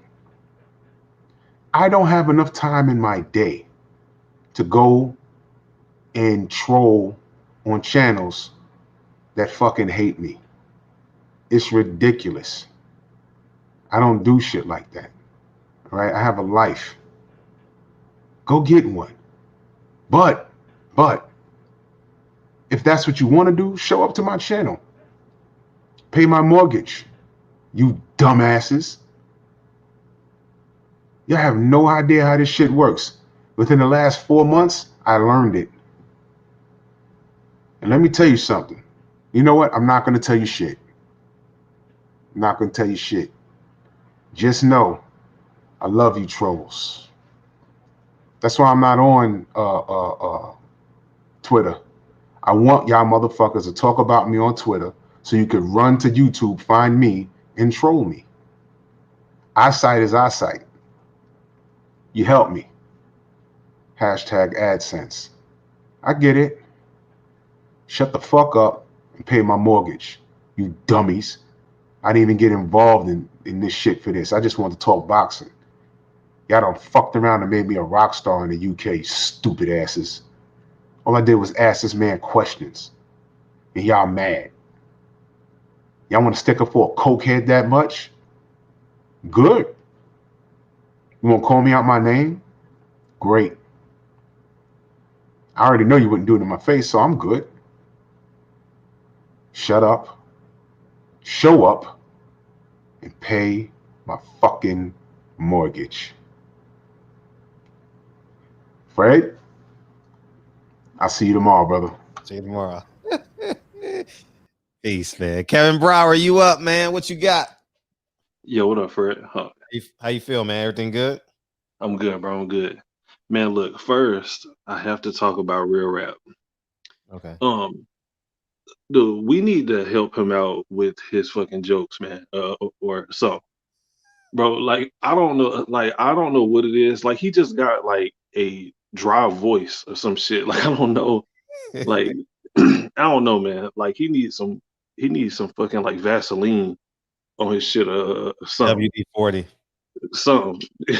Man, but anyways, I'm so sick and tired of these motherfuckers inside of the 135 division. Now, the only person that I'm not tired of is Devin Haney. I feel like Devin Haney, he really, really wants these fights. But man, like, everybody is just like running from him is what it seems like to me, you know. And Tank or whatever, he wants to fight Ryan Garcia. Now, at the end of the day, I can kind of understand it because it would be a nice payday, and that is an easy fight for Tank. Man, that fight is too easy. Ryan Garcia has no defense whatsoever. Like, he has absolutely no defense. So that would be a very, very easy payday. And I'm hoping that the fight does get made, so that Ryan Garcia, that he can just go away somewhere or do something else or something. Like, he needs to work on his skills for real before he starts talking about fighting Tank. But, man, I'm sick of these niggas, man. And Teofimo Lopez, if he really had wanted these fights, he needs to go to Bob Arum. Matter of fact, he needs to meet up with Bob Arum, and he needs to just be like, look, listen here, old ass nigga. I want to fight Devin Haney. As a matter of fact, they need to go to Bob Arum together Forget the phone call. Forget any of that shit. They just need to show up. Look, look, nigga, we want to fight. I don't know, man. I'm just sick of this shit. I've been a boxing fan since I was probably like 7 years old, man. Like as much good fights as we miss is fucking bullshit. Is what it is. It really is. It kind of makes me mad that I'm so in love with this fucking sport. Like, you know what I mean? Because like we miss out on so much, man. So much. Big time. It's crazy. It's crazy. And I've been watching boxing for a long time.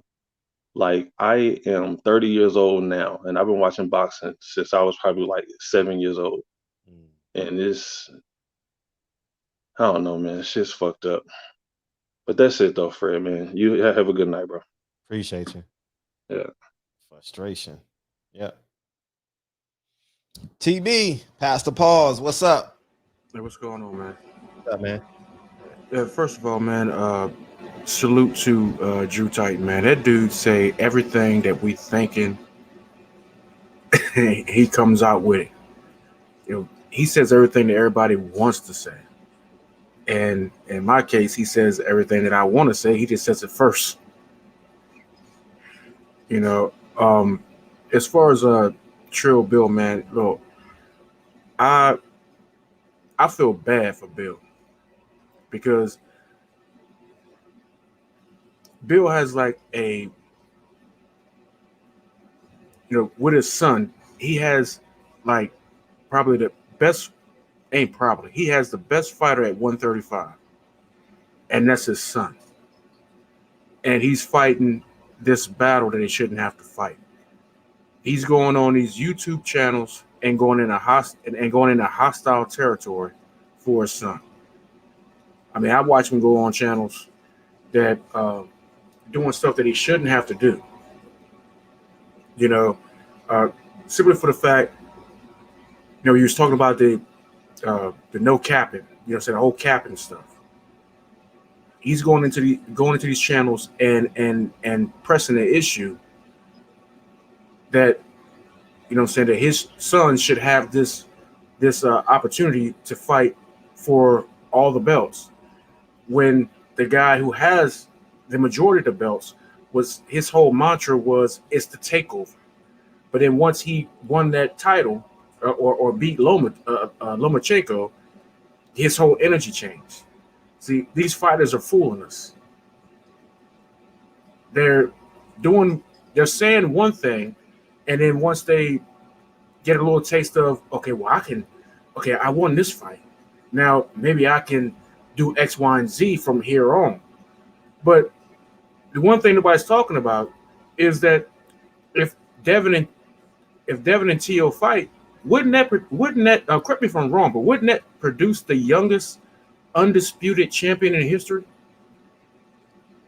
I think Mike Tyson guy. I don't know what the age is. What? Devin wins, right? Yeah. Just period. I don't know how old Tio is. But that's a fight.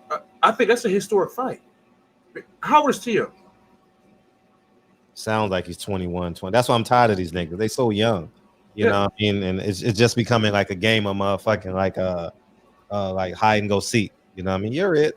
I'm tagged or something. Well, see, I tried to do the research and try to find out who is the youngest. I know Tyson is the youngest heavyweight champion, but who is the youngest undisputed champion of all time? Or who is the youngest at 135? Who is the youngest undisputed champion?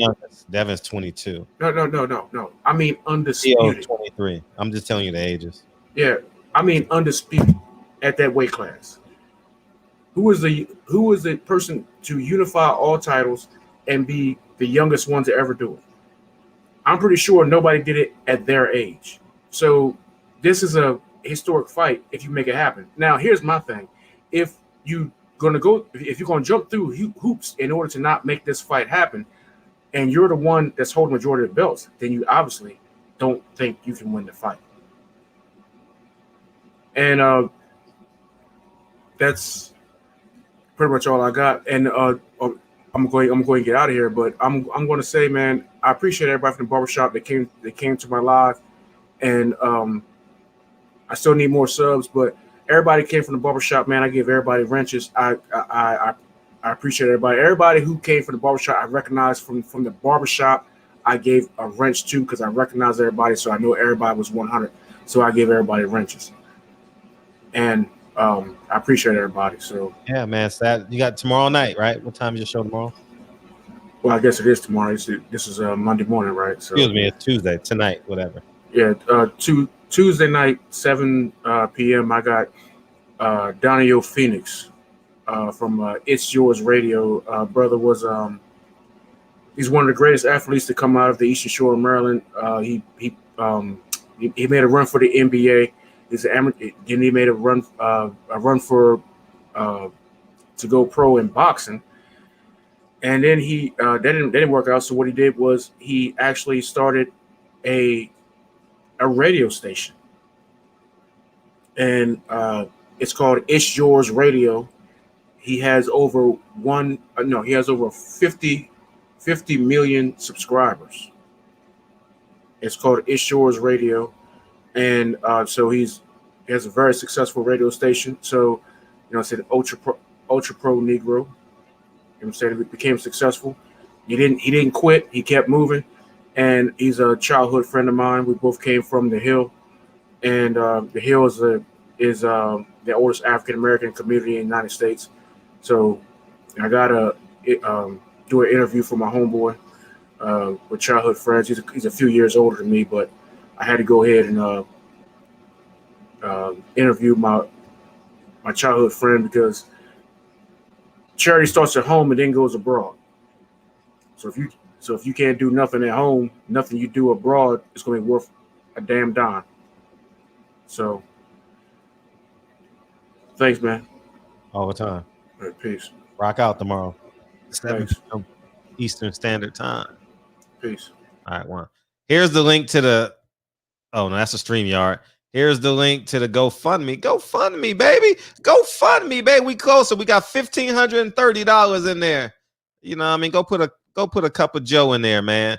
And let me open up the phone lines again. We ain't gonna get to the second half of the. I'm gonna have to just do a video on that, and we'll talk. But we are getting to these movies because I done watch only One Night in Miami 3 times. So we definitely at least gonna get through that. I'll wait for when DB call in, we'll do that. And but yeah, the phone lines are back open, so feel free to call in.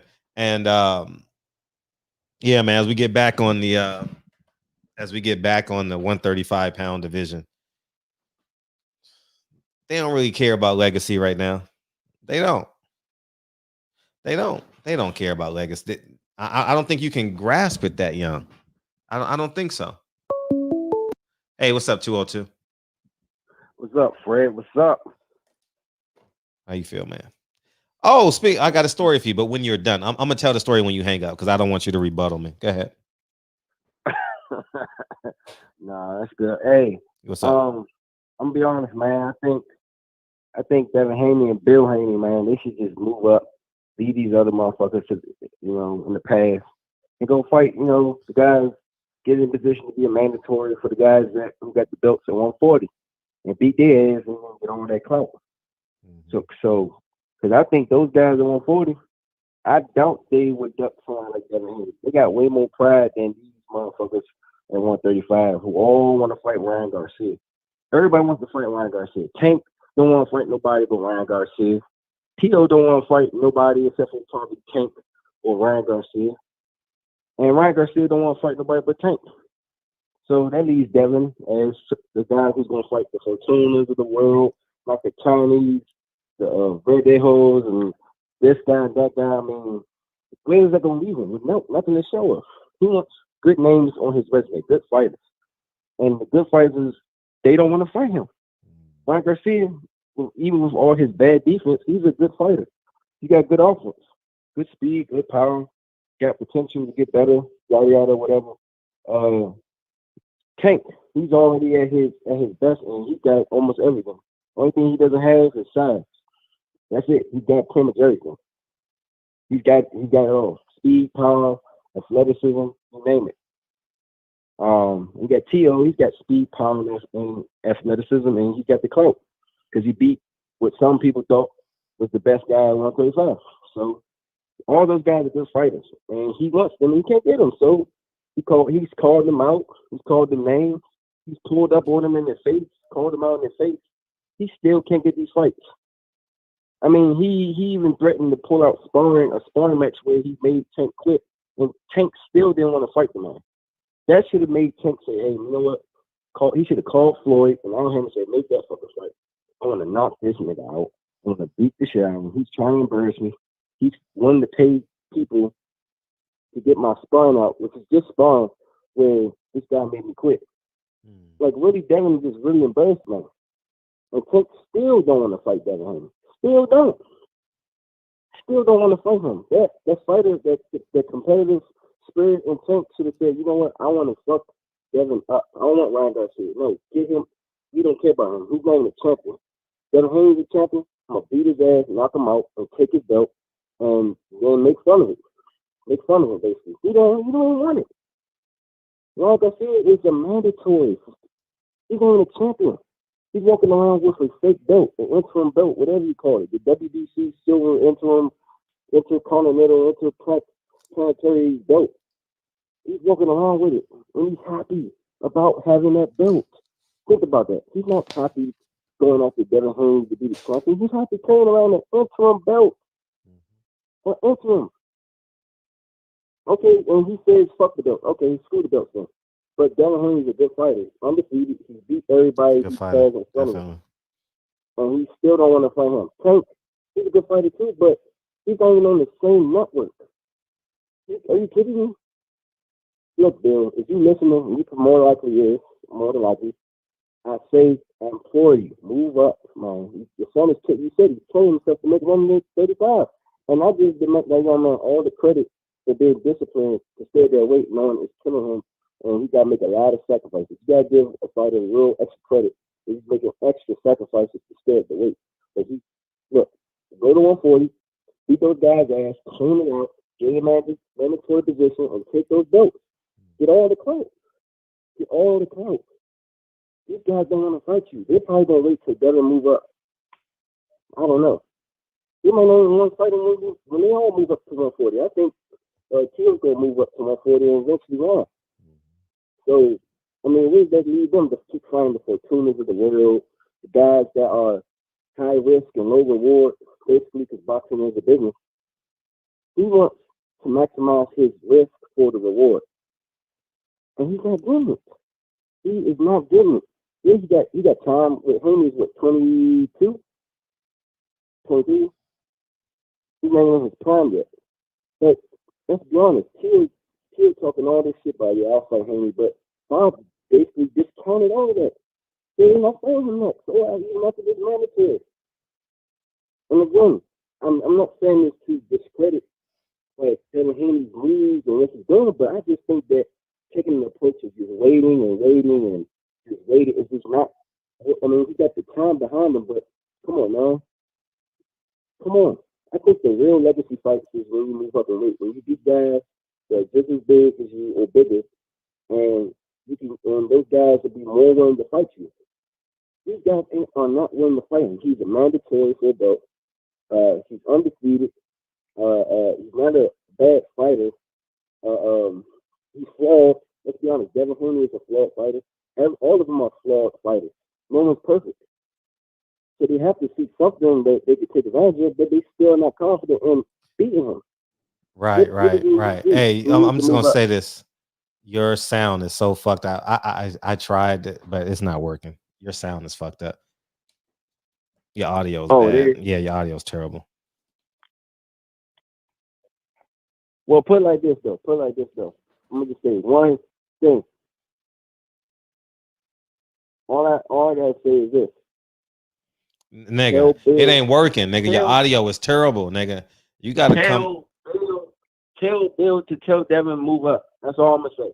Okay. Yeah, he might be in the same position Gary Russell's in. I think so. Appreciate you, man. Appreciate you. So anyway, so I gotta do y'all want to hear a Keith Thurman story? y'all want to hear Keith? We almost had him on the show, dog. So, anyways, I'll tell you guys what happened. So, called Keith. I'll put the link in. All right. Oh, that's the GoFundMe. Go to the GoFundMe before y'all do that, and then I'll go there, and you guys can do that. All right. So I got a Keith Thurman story for y'all. I know y'all ready. He's hiding under the bed. I don't know. He's doing something.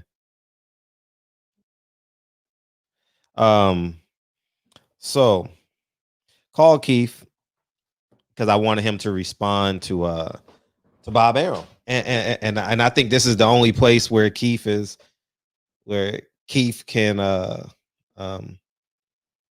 get off. He can get his shit off. I don't think he can do it anywhere else. You know what I mean? I can see all the probably other channels are probably gonna try and loosen up their platform, but they can't do the sauce like we do.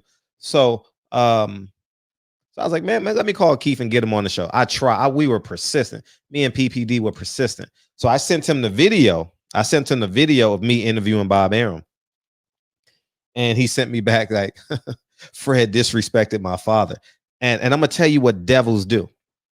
Because I said this story, but I'm going to make a video about this because his PR lady is the devil. The devil. Her name is Hannah Bolt. She is a devil. I'm going to tell you how she's the devil because it was a white man standing next to his father. Hannah Bolt, me, Jim Gray, somebody, I forget who else was.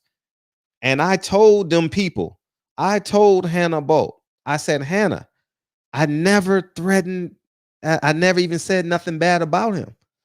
His name, I even called him Mr. Thurman. I walked up to Mr. Thurman and I said, would you mind if we walk and talk? And he said, fuck you. And I says, why would you say that to me? I'm just trying to help your son sell more pay-per-views, and Keith Thurman's dad proceeded to lie on me. He told I see you, H Money. He told what's his name? Tim Smith that I tried to fight him. I says, get the fuck out of here, dog. I'm just done. I got a mic in one hand, I got a backpack on, and I literally just walked away. Now it gets better though. The story gets better. So he says I tried to fight him. He lies and tells Tim Smith I tried to fight him, right? So at the end of the weigh-in, it was Manny Pacquiao, July 19th, the exact date. Coincidentally, Hannah Bolt comes up to me and says, I got a bone to pick with you. And I'm like, what is this shit about? I knew what it was about because Tim Smith had told me. I said, so what is this about? He says, you cursed out Keith Thurman's dad and tried to fight him. Yeah, Fred and boxing dads don't mix.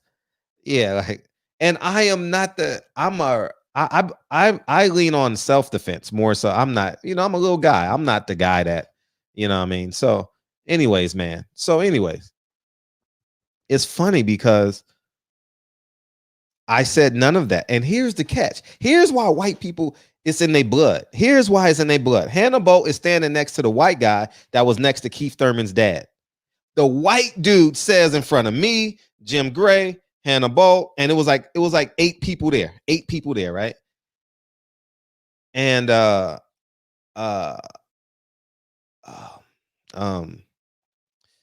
he says Keith Thurman's dad didn't curse him out. He said exactly what he said to Keith Thurman. He said, because I said, can we walk and talk? The white man tells Hannah Bolt, it went exactly like that in front of Jim Gray, who has no horse in the race, and in front of 4 people that you guys don't know. In front of Hannah Bolt. And you know what Hannah Bolt said to me? Oh, I know. But we need you to apologize. And y'all already know what I'm going to do when a nigga tell me to apologize. But I stayed cool because we were in mixed company. If we wasn't in mixed company, I would have called her the white devil that she is, right? And I says, no, I'm not apologizing. And they're like, Fred, just apologize. I said, no, I'm not apologizing. And you know what I did? I said, fuck. And it was July 19th, right? And that was the day where I was like, fuck these credentials. Fuck them. I'm done with this shit. I'm done with it. And that's the truth of the matter. So we would have had Keith, but Keith said I disrespect his father. But he don't know that his PR lady fucking lied. And that man told the truth, but these white people protect each other. So don't trust them. Don't trust them. You know what I mean? Don't trust them. So that's all. You know what I mean? I think my here's what she said. Here's what she said, H Money. Here's what she said. What you got, Reg? Here's what she said. Here's what she said, Reg. She said, I shouldn't have been talking to him because you knew Keith Thurman had a weigh-in. That's what she said to me in front of everybody. I said, huh? That shit don't make any sense. Why would I? He was in a bad mood. You should have known he was in a bad mood. I'm scratching my head like, huh? I'm confused. I do that to everybody. You mind if we walk and talk? I'm hella kind. Anyways, what's up, man? What you got? White power. No. I couldn't believe that shit, dog. I literally couldn't. I'm still flabbergasted all that shit. I'm like, dog, Hannah Bolt is just disgusting. Like, I have no respect for her. None. Because she lies. Mm-hmm. But man, play my song. Which one is it? Are you so-called Praise Black Jesus? Oh, not bad. Okay, not that one. All right, my bad. No, you ain't got it. It's Are You So-Called? All you scared to death Negroes. All right, what's up, man? She's the devil, dog. Are you so-called Indians? Fuck out here, man. But back to, I want to start off that first topic you was on with the rap. Oh, okay. And about influential voices. Okay. Like, Tupac is definitely one of the most influential voices. He is still a relevant voice within hip hop. But like going through the spread of what has like shifted hip hop, Snoop is definitely one of those dudes. He has really kind of changed the whole aspect and sounds of hip hop back in the 90s. But who really had a tremendous shift, really taking things away from the East Coast dominance within hip hop, was during that Death Row time period. Snoop being the voice of that. Not so much of corrupting him, even though Corrupt like one of my favorite rappers of all times. He still wasn't able to outdo what Snoop do. Snoop's charisma, the way he delivered, everything was just ahead of its time. No one can touch it. But during that time period, what really started to change shit in music was when them Outkast kids came through. Oh yeah. When Outkast came through, and that time at the Awards, when New York booed them, that was a death blow, because them dudes became energized and they began to transcend the course of hip hop, and where it shifted away from the two major coasts and it began to bring life over to the South. Them dudes was tremendous. And it wasn't just that they came to making a Southern style, like lyrically, they were on top. They can compete with anyone. The music they delivered, hits after hits, just purified classics from Outkast, along with the beats that was coming up out of there. And they woke up that whole damn coast to where many people in the South probably didn't feel they can come out. They kind of kept it to a local sound, more of an underground sound. Them dudes inspired that whole kind of, really made that state to kind of wake up, and made much music start to kind of pop up out of Georgia. But then the other cat who kind of woke shit up going throughout the South was Juvenile. I got to give major props to Juvenile. When he first delivered his album with that Han track up on it, and it started to prop things up and really bred life into the Lil Waynes and all that, got to give Juvenile major props for that. But that's the way I look at being the voices for hip hop. Many folks around like the East Coast was clouded. They kind of stayed behind faces and names like Big, who kind of shifted the way in which that sound moved. Jay-Z didn't come out to his prominence until after the life of Big. Snoop did it right along with when Pac, when all the monsters was around. Snoop was that dude still amongst these other giants in the game. E40, like you brought up his name, he was a monster for that Northern Cali sound, which also had a great penetration in the South as well. Don't know how much they had an influence there, but they did their thing. But that's why I want to speak on the hip hop thing. That 135, is it all cap? No, I think a few cats is cap. Damn, that got me saying that bullshit word. I think a lot of cats is full of shit in that division. Not everyone, but you're getting some of these dudes who are sitting behind, earning these titles and thinking that makes them the face. The other thing I want to bring out is the fact that it's not only just these boxers, it's some of these promotional outfits who are also trying to put a restraint on a lot of these kids. And it's something I got to steal from what I heard Carrie Anderson bring up, and also Stormy B. Man when it was on Blue Bus channel. And it's an actual fact of what, like hearing them say that, and it's the actual fact of what could be going on with them trying to hold back fighters like a Devin Haney. Right. Not so much a tanking them doing their own prima donna type shit, but the fact that they do not want to see another fighter with the potential of being a Floyd Mayweather in this game. And what they mean by that is someone who controls every aspect, where Floyd kind of bypassed the goddamn everyone within the game. Everyone in the game was kind of relegated to worrying about other people. Floyd was the promoter. He was the sanction. He was everything in the sport. You couldn't touch his check. He controlled every aspect of it. He didn't play that. They're afraid of certain dudes who have the potential of being that, to where promoters can no longer control these guys. And these guys, through their talent, their understanding of business, and their pursuit for greatness in their career, it scares the world of boxing. And that's the reason why Devin Haney and them get that kind of ish. You've seen the same thing with Shakur Stevenson. It could have been the case with Gary Russell as well. It could have been the case. It's the fact they don't want to see certain cats who will come along and become the next Mayweather as far as control of what you cannot do to exploit these guys. And that's the primary issue going on with this game of boxing. But that's all I got on that one. I just want to shoot in on that. I appreciate you, Reg. Yes, dude. Yeah, I agree that, I agree Devin wants the fights, but you don't have the ability to create the fight. So it's all cap. You understand what I'm saying? If see for example, so let's say, in my real opinion, I'm gonna say that. See, I'm changing it up right now. In my real opinion, I think Devin wants to fight. I really do. Nothing in me. Okay, you want the fight? Now we got to get the money for the fight. So it's not just you want the fight. Do you have the money for the fight? If you don't have the money for the fight can't happen. You understand what I'm saying? Now let's go to Teofimo. Bob Arum said you can't, you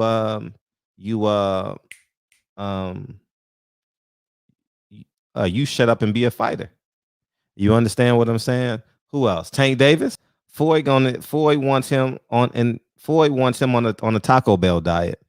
And Ryan Garcia, as it relates to Oscar, he don't want him going nowhere near any big fights right now. So it's all cap. Even if you want the fight can't happen. You know what I mean? It can't happen. Eddie Hearn ain't out here trying to make the fights. Eddie Hearn out there trying to get Fury and the other guy. You know what I mean? Joshua. You know what I mean? They out there trying to, hey, what type of PR move can we use today? You know what I'm saying? So that's basically what it is, man. So the 194, 194. Hit the like button too. Hit the like button while you up there too. Rolly fights this week. Ryan won't get those fights. Yeah, they ain't. That's their last fighter too. No way, no how. No way, no how, man. So these fights can't really happen. You know what I'm saying? DB, where you at? Call me, DB. Where you at, man? Oh, H Money, you still beaming in or no? Are you good? You good? All right, you're not beaming in. All right, cool. So it's yeah, man, it's tough, man. It's tough. Boxing fans are in a precarious position. And there's nothing. And here's the beautiful thing about it. It's something that we can do about it. It's really something that we can do about it. Because guess what? We got the money. And I was gonna share that today because I got all the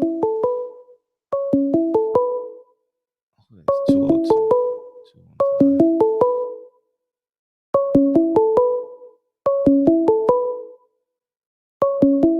Hey, what's up? What's up, Fred? Hey, what's up? This is Big Tony from DC. First time caller? Yeah, first time caller, always listen to me. All right, I gotta get your intro, man. Appreciate you calling in, man. Thank you. That's what's up. I got something to say about what I learned from Bob Byrne. Okay. Last week when he was talking to Bill Haney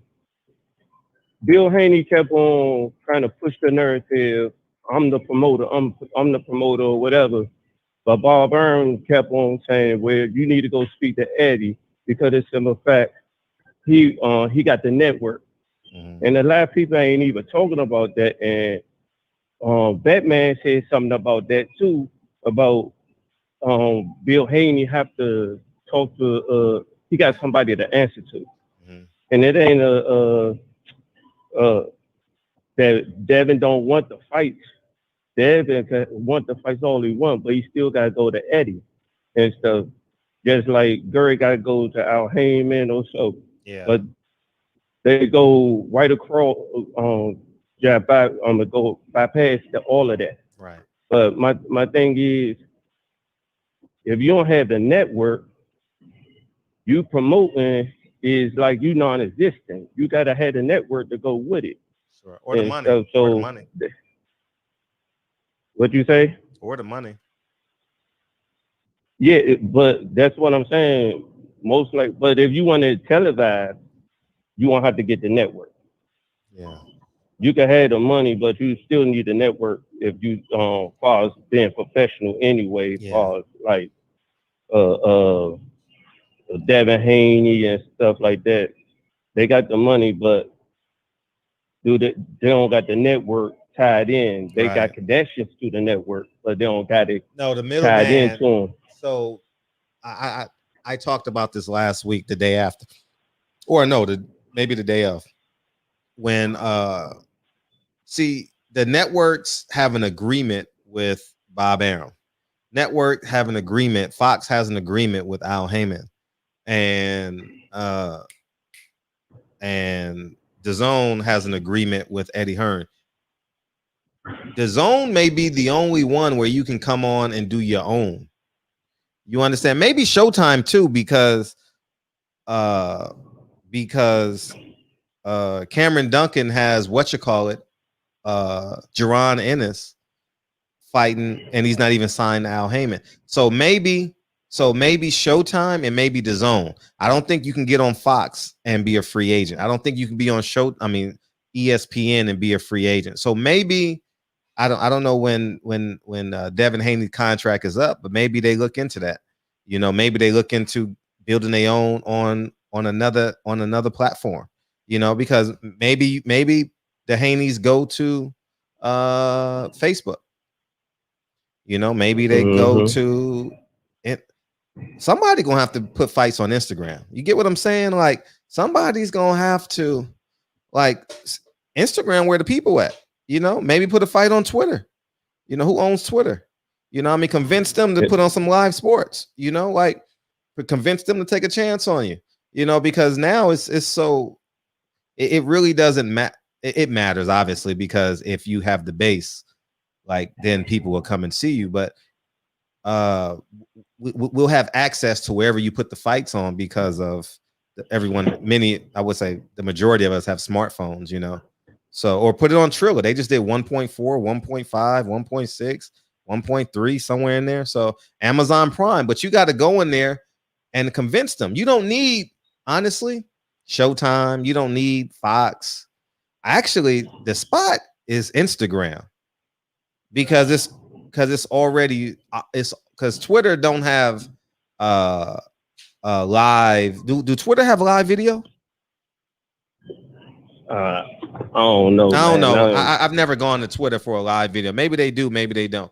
But Instagram has live video, and that's how Versus started, right? So maybe you can play off of that. But Instagram might be a good lick. You know what I mean? Check this out. If you put who's the hottest guy on, whoever the hottest person is on Twitter, on Instagram, you partner up with them, you have the fight, and boom, there you have it.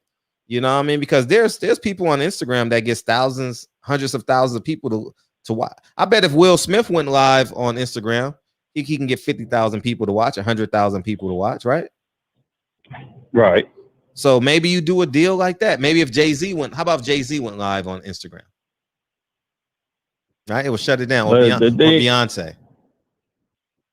But how would you go about making it a pay-per-view thing? Because I don't know if the revenue was. The revenue is there. The revenue is there. Listen, I need to put this on my Patreon. But listen, if you're Beyonce, right? Beyonce can have her own network on Instagram.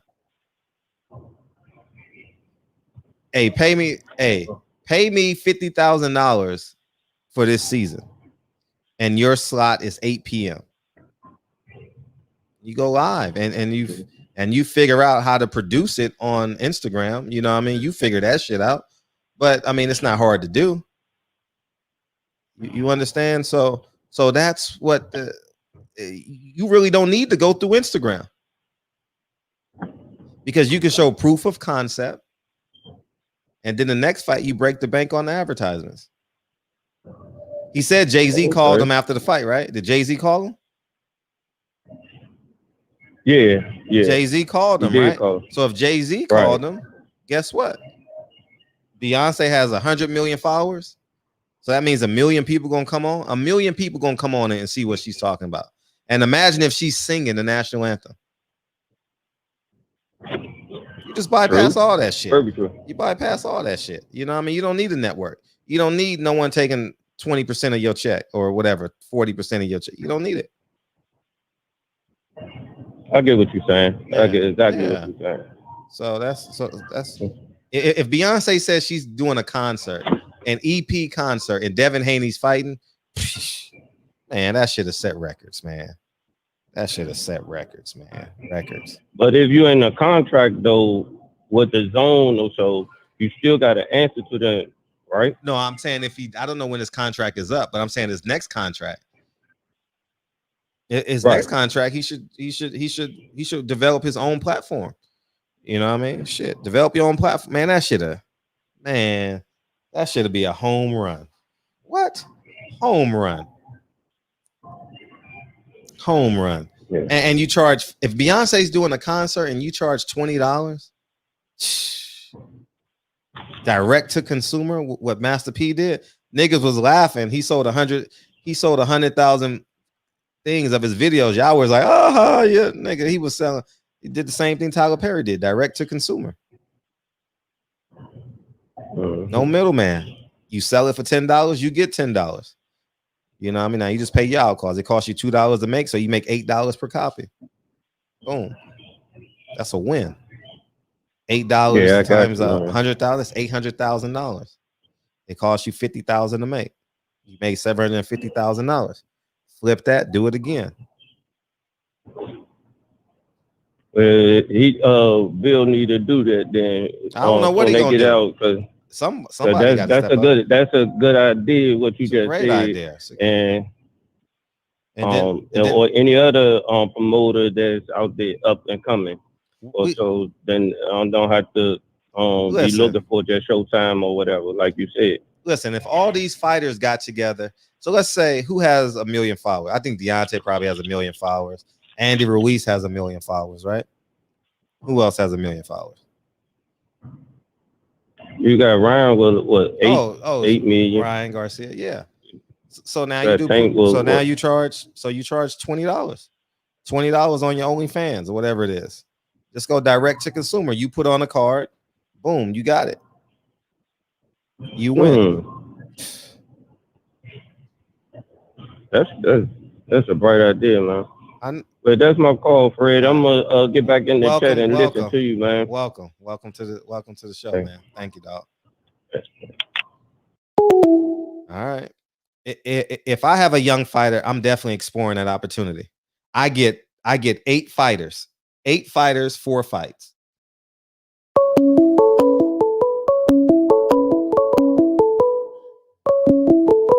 Yeah, I got mine.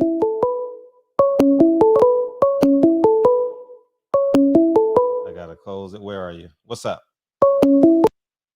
What's up? What's going on, Fred? This is Clinton from Texas, first time caller. Okay, hold up. Welcome to the show. Welcome, man. Y'all can't tell me this show ain't growing, man. What's up, man?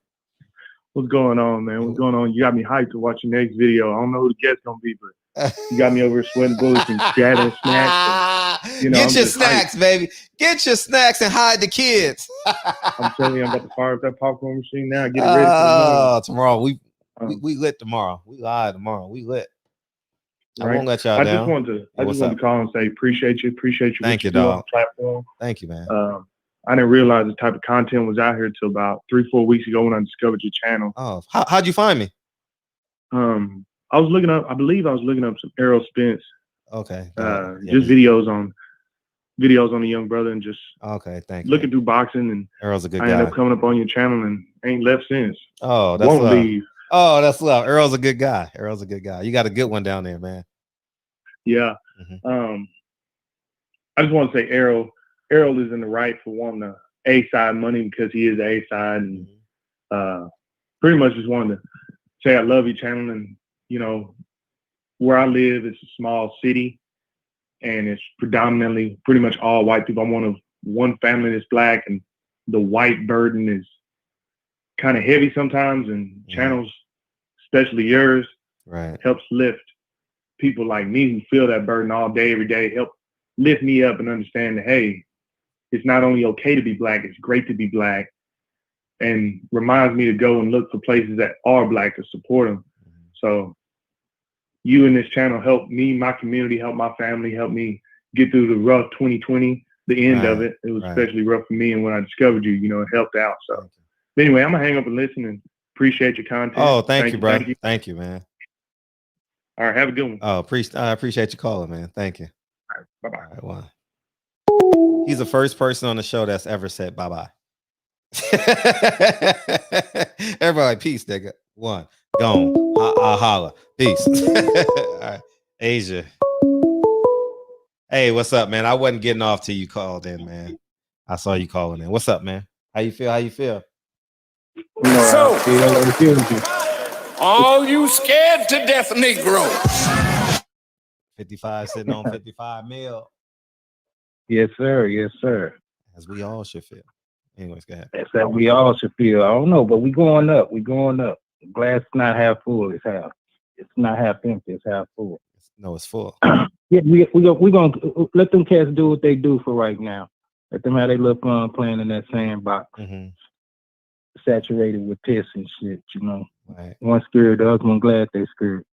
And when the boxing barbershop app gets up and rolling, we're gonna get them all on there, and make sure they get it on.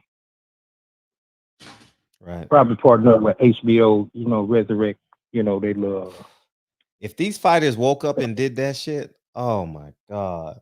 It is. They hearing it now. It would put everybody out of business. Oh my Okay. God. Imagine if Man Down Promotions teamed up with Yellow Beezy and Trap Boy Freddy. Those is homeboy because I watch Earl Spence stories. Imagine if they did a Man Down Promotions card on whoever has the most subscribers. You understand? Charge $10. They already support Earl. They already support him. Man. A million people come, $10 a pop. Man. I mean, million people come, $10 a pop. Man, you put And everybody. that's not even counting the merchandise and all that stuff. Yeah. No. We got to build the barbershop boxing app, and make them an offer they can't refuse. And let them see the potential in it. Well, they see the potential in it. Everybody talking about black support black. You pay them fair, $5,000-$10,000. You pay them fair. Them fighters ain't making that much money. They ain't making that much money. Well, we talking about the elite ones. They're gonna get more than that. We gonna make sure they get theirs. No, I'm talking about like the local cards. Imagine you started the man. Oh my gosh. Oh my gosh. Damn. And was it earlier? Did you say you was trying to speak to Devin Alexander? Not me. No. Oh, okay. I'm like, no, he ain't hard to find. I know where one of his properties at. Not too far from. I appreciate you thinking of me though. That's love. Right. You'll return the favor one day. One day.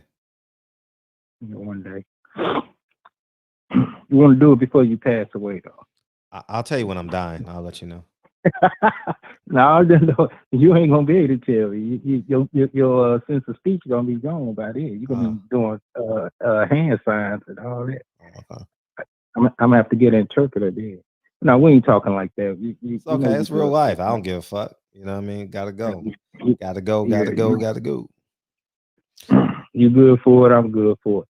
I missed that show with you and Jamie. I don't know what. Yeah, I was looking for you too, because I see you in her chat sometimes. Right. But no, I do my thing over here, so I, most likely I was involved with something. I had fun. I had fun on her platform. She's coming back in March. Mm-hmm. Yeah. Now, she sent me a little something. I talked to her after that. Okay. So I think that was, matter of fact, that was today. Yeah, she sent me a little thing on her little playback. Okay. And all that. No, but I missed it. Yeah, I would have came on there and shouted you out and supported you. And all that. But it was a good interview. It was real cool. Yeah. Real authentic. Good stuff. Yeah, I'm always authentic. I have no reason to lie. Tell the truth. Shame the devil. Mm-hmm. But no, we got to do that and get the barbershop boxing app. Okay, I'm with that. Let's do it. Up and rolling. All right, in a minute, salute to everybody in the chat. Glad everyone having a good start to 2021. And let it keep rolling. Appreciate you, big homie. All right, in a minute. All right, thanks, Asia. DB, calm it down, DB. We got to talk about, pick the movie. I don't know which one you saw. Did you see them both or did you see one of them? We're going to talk about the movie. Please, DB, I hope you saw at least one of them. Did you see one of them, DB? DB, did you see one of the movies, brother? My butter. If not, we got to add, I'm not sure. Who else? Jarvis saw it. Jarvis saw the movie. I know, Giandra, I know you saw it because you interviewed the whole cast from One Night in Miami. Oh, we got another new caller. Oh, you watched it? You watched it? Raymond Ford. Yeah, get Raymond Ford in here. Young kid. He's talented. New caller? Man, Fred, I talk to you every other month. Oh, what's going on? All right, what's up? Who this? And it's Jeff. Okay, nigga, Jeff. Okay. I'm scared. How much money I owe you? None. I'm trying to get some money through you. Shit. Oh shit, man. Nigga, I'm about to go turn in these cans and these pennies real quick. Hit me Tuesday. Honestly, pennies, a penny a day will keep the broke away. I wanted to ask DB, what did he think about Joseph Cannonier in the MMA? Whenever he make it, you told him to call. He don't want to call, so the show gonna keep going on. But what I wanted to ask you was, do you think that it's because because there's no real gates? Is that's what really killing all these big fights? Everybody trying to wait to see if they can cash in on a gate. Yeah, maybe gate means a lot, and site fees. And advertising dollars. Advertising dollars are down. Yeah. 24 hours went out of business. Because I don't think beer's down. Beer money down. Nobody's at sporting events drinking. Yeah. Because I think all of these guys really, I don't think a boxer is afraid of any other boxer per se. But if it's not enough cash in the middle of the table, it's not worth jumping in. You see what I'm saying? Like, I hate to agree with that because this is your sport. Your profession. So whatever's out there to be gotten, you should be getting it. And but I think that there aren't any more bigger fights for each individual guy. These are the biggest 3 fights that you can make at 135. So why not knock off some of the smaller fish until you can get to a bigger prize. That's not my problem. My problem is not to worry about their money. My problem is to advocate to get the fights. And I think if we keep the pressure on them, they're gonna feel insecure. They're gonna start feeling small, like kind of like how Floyd felt, you know what I mean, when he realized he was going bald. You know what I mean? Like, oh shit. You know what I mean? I gotta go get these hair plugs, you know. Yeah. You know, because I feel like Devin is the only one that's free enough to try to make that type of move. Because everybody else is represented by. No, he has a partner. He has a partner.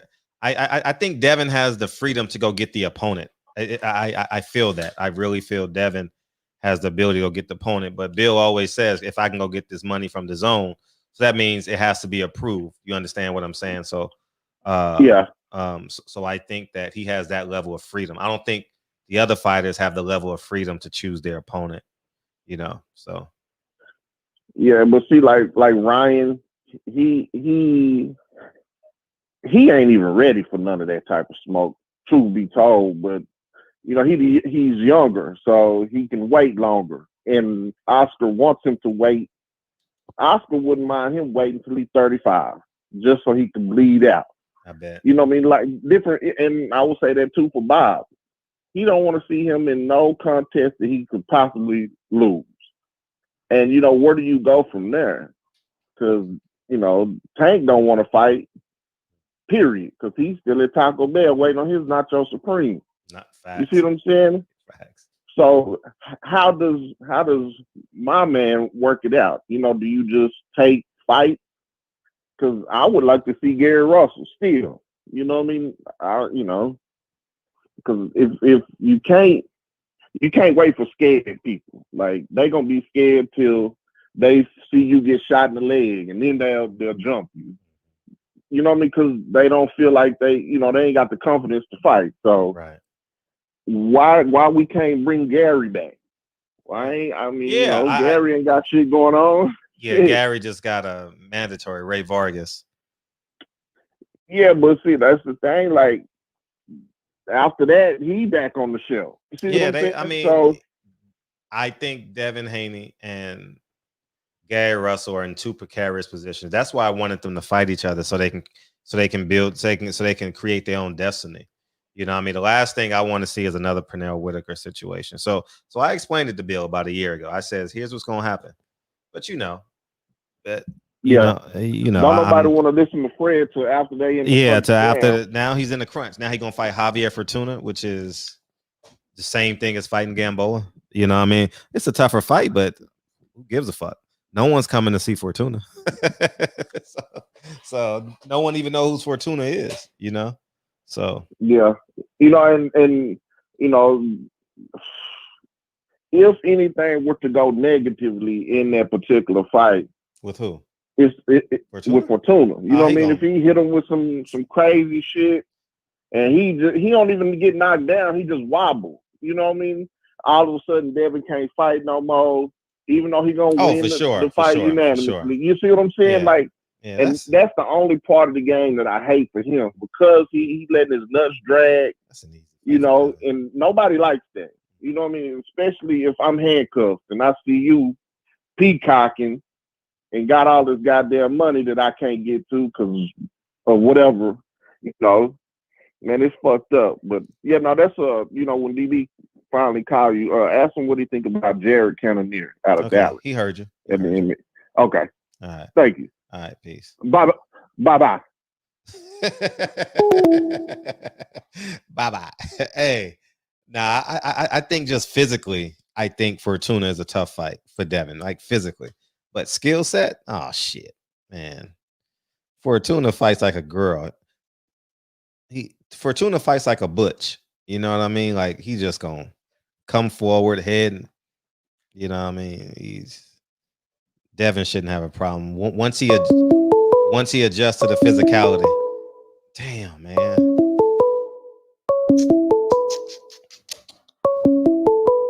Well, y'all man. Hurry up, man. What's up? What's up, Fred?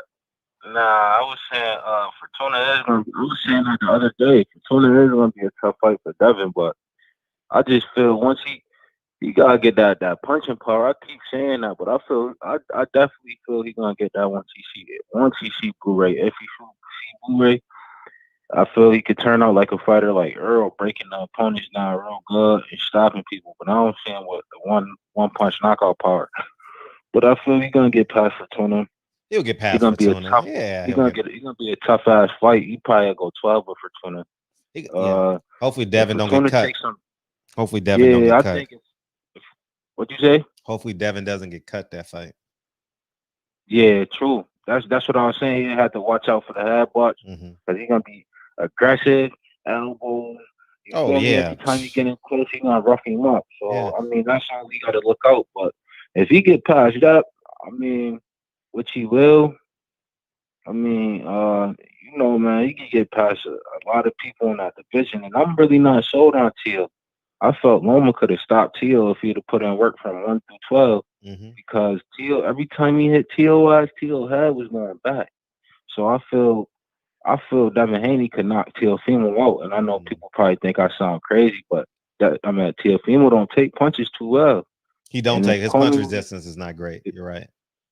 Yeah, he don't take them punches too well. So if a person like Tank get in that ring and hit him with an uppercut or one of them strong jabs, then he's getting up out of there. The only one I can see him landing the shot on is probably Ryan Garcia.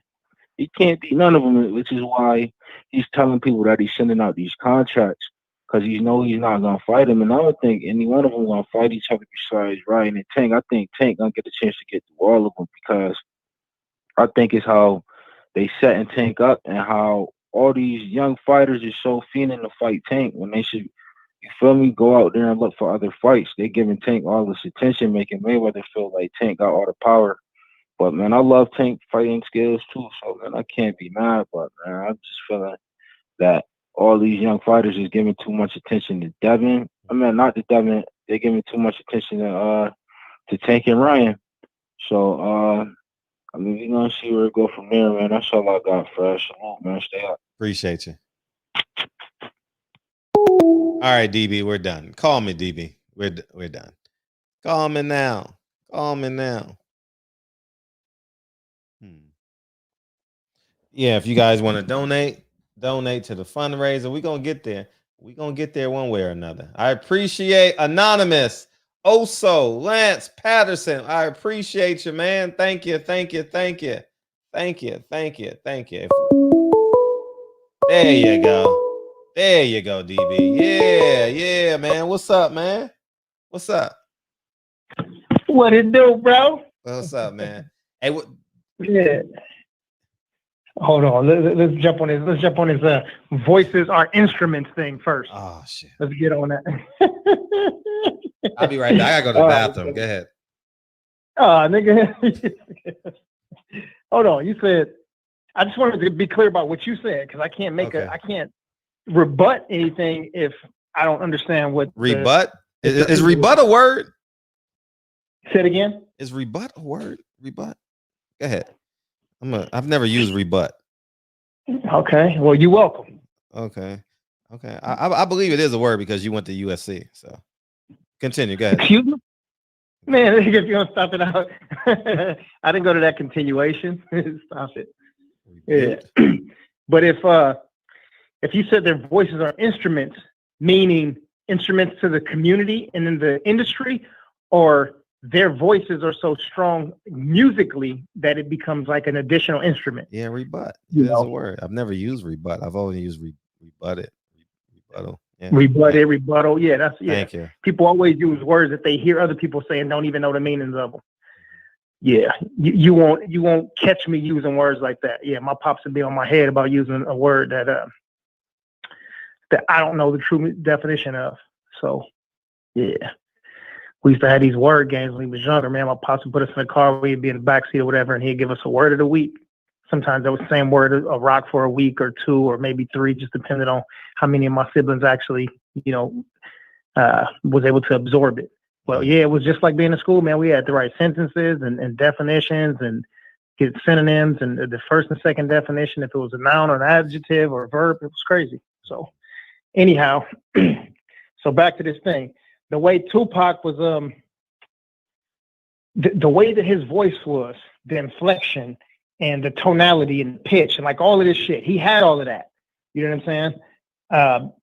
He would go from being not really high, but he would go, I don't know what the term is for people that are in music, but it's like a mid to go really low, you know? Think of any Tupac song. Okay.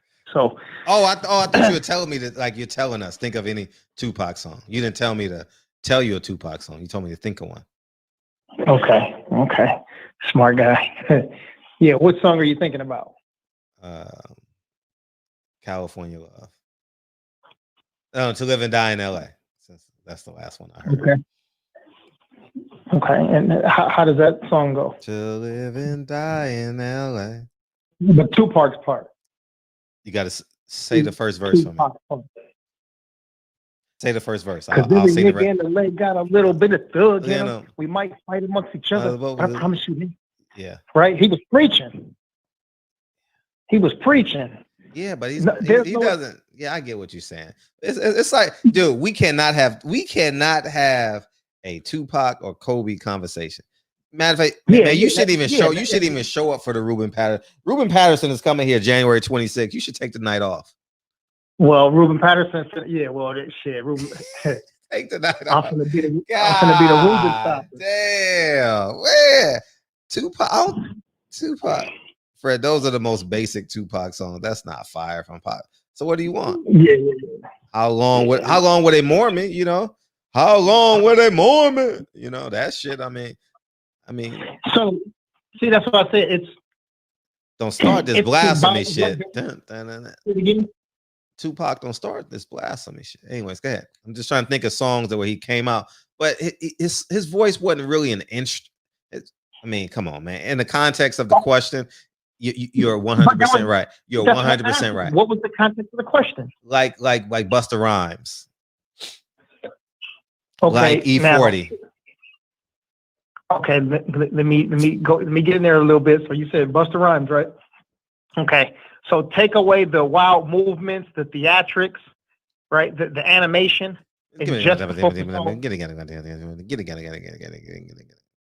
Right, but that's not his voice. Okay, he has a very unique voice. He's got a deep and raspy voice. So are you talking about that? Man. Because when I say Tupac, you can't disagree with me if you can't tell me if you can't really break down the question for me. I did. Okay. Busta Rhymes. He has different flows. It's an instrument. Like he creates sounds. Like he has his own sound. You know. Okay. So in that case, then the human beatbox from the Fat Boys. I said the Fat Boys. I said them earlier. You weren't listening. Yeah, we use them all. Slick Rick, all them guys. Yeah, we use all of them. Yeah. Okay. So. All right.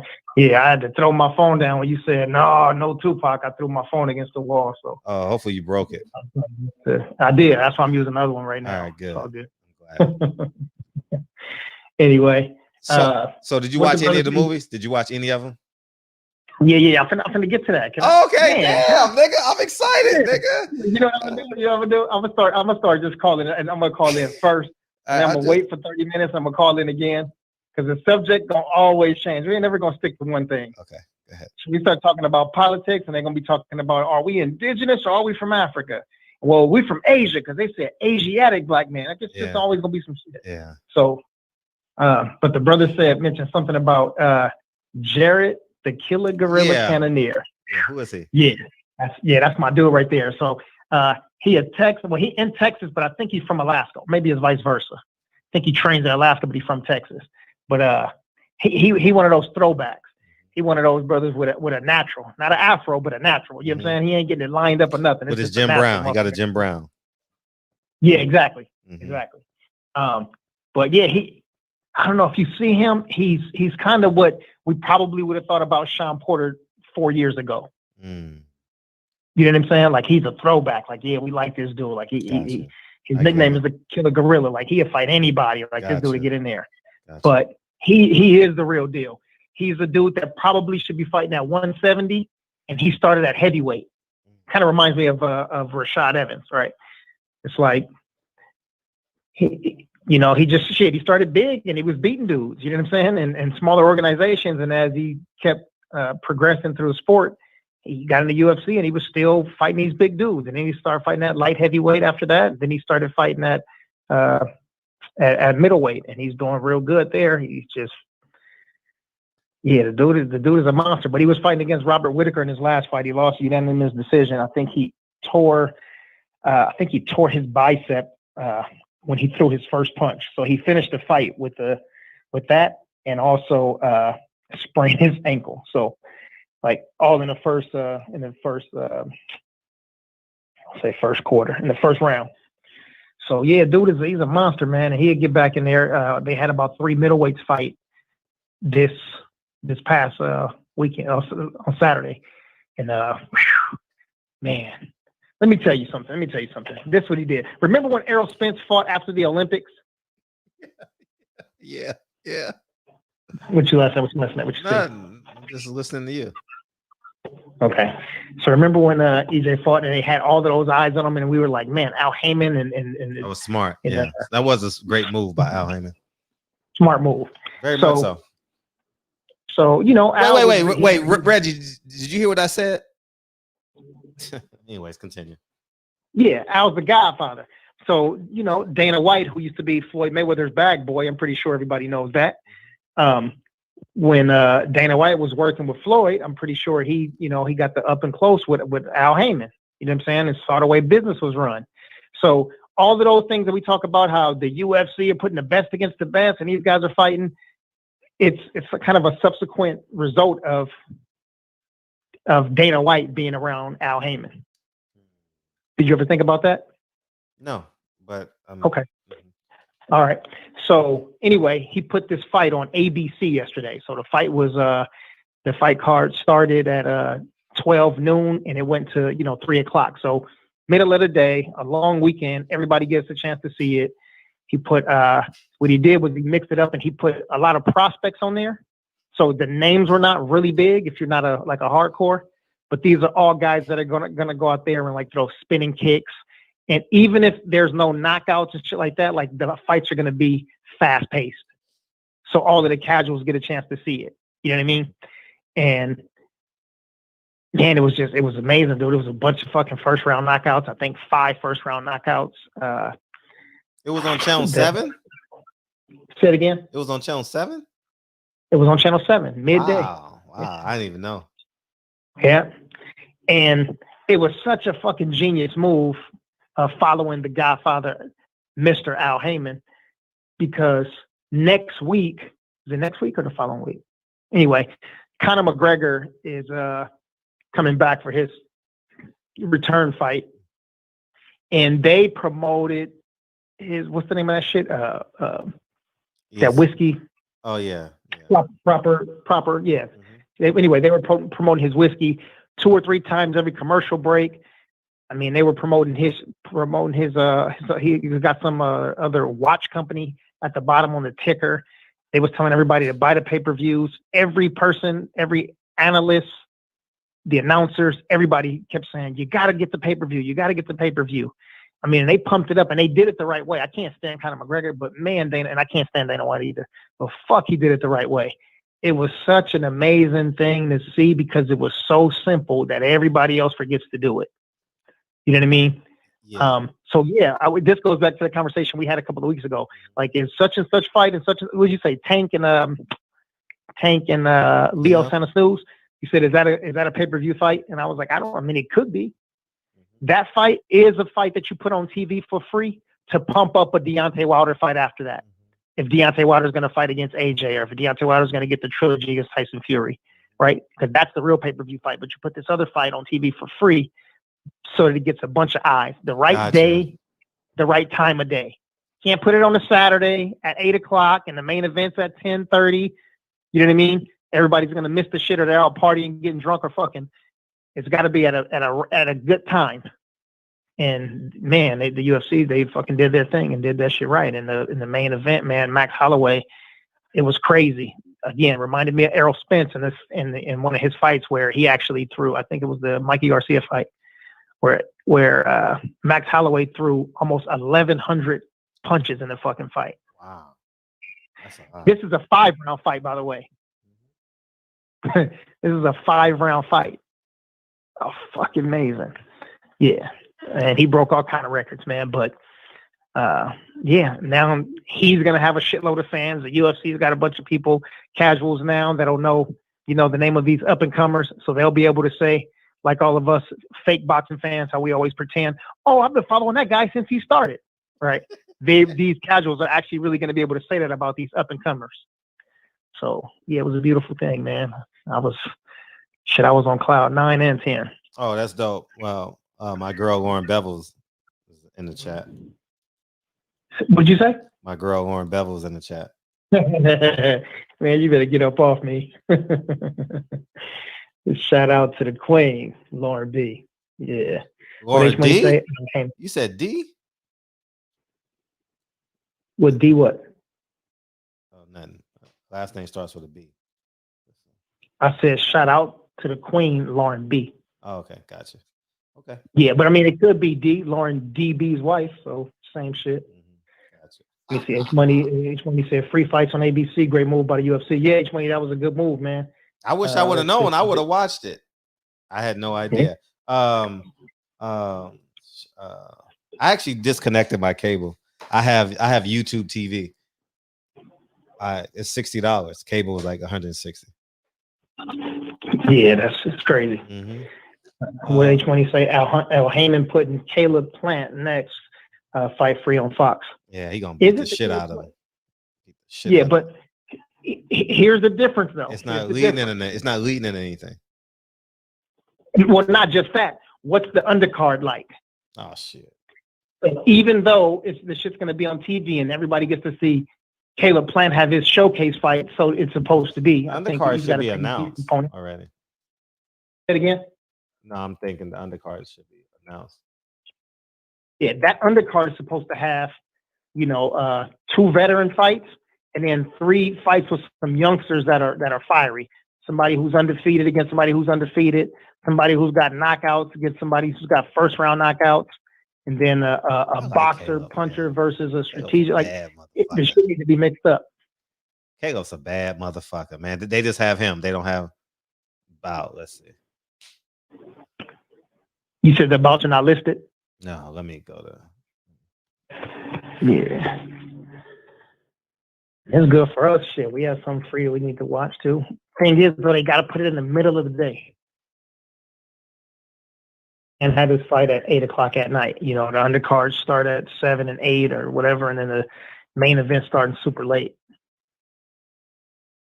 Again, you would have, Jay Dixon to be home, Tone Brown to be home, H Money, Hustle Sam, they'd be home watching it, but shit, they wives and girlfriends and mistresses and shit, everybody gonna want to, they gonna want to go out the front door or to the room. You know what I mean? They don't want to sit on the couch and watch fucking boxing at 11 o'clock at night. Right.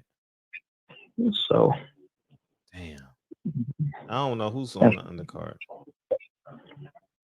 Yeah, TD, that's right. He said they put on a dope show and deliver with fantastic card. The main event with Max Holloway, masterclass performance. That puts him back in line for a title shot. And, one of my old training partners of my homeboy, T-City, Brian Ortega, is getting ready to fight Alexander Volkanovski. T-City going to put him in a triangle, choke him out. He's going to get the belt, and then he's going to have a rematch with Max. And, Max put those things on him when they had a fight, a year and a half ago. But they both different fighters now, So we'll see. It's a classic matchup of striker versus grappler. And we're going to see what it do. Yeah, I'm pumped though. Oh, Rancis Bartholomew. Fuck, man. Yeah. Oh, my gosh. Rancis Bartholomew. This clash. I don't know which one it is, though. The one that don't throw, the one that slaps, or the one that punches. I don't know which one it is. So. Shit, they need to do them like they do the Charlos. Put them both on the card. I don't know. This shit's stupid. I don't know. I'm done. I'm done even looking. That shit's stupid. Anyways. Sorry, Fred. Didn't mean to get you all riled up, buddy. Man, the undercards be trash, man. I'm looking forward to Caleb because I'm a Caleb Plant I like watching him fight. He's very entertaining to me, especially the first 4 rounds. He's entertaining because he comes out and puts on the show.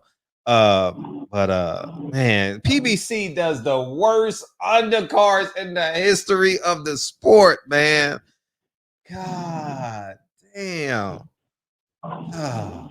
Anyways, damn, man. what's tomorrow? Oh, never mind. Shit, he talking about the show. Cletus said, I'm hyped up for tomorrow. Shit, I thought it was a fight on tomorrow. Let me fuck a minute.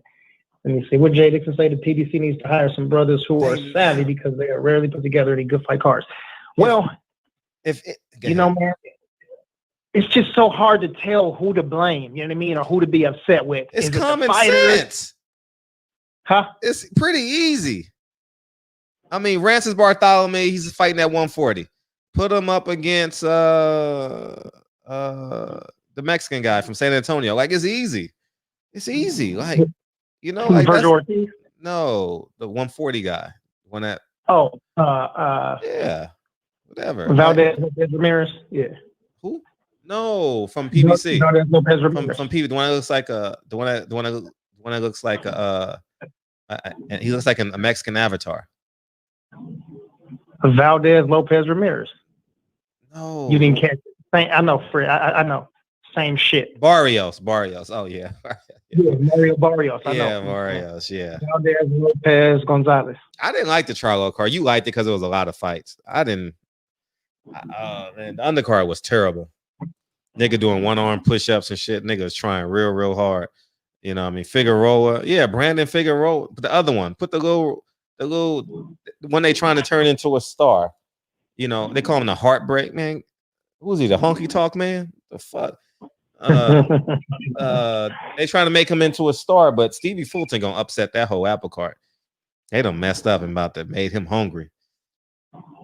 Speaking of Stephen Fulton, not only will he be on Giandra's platform, if you guys can't wait for my interview, you guys can tune in Tuesday. Stephen Fulton will be in here Tuesday.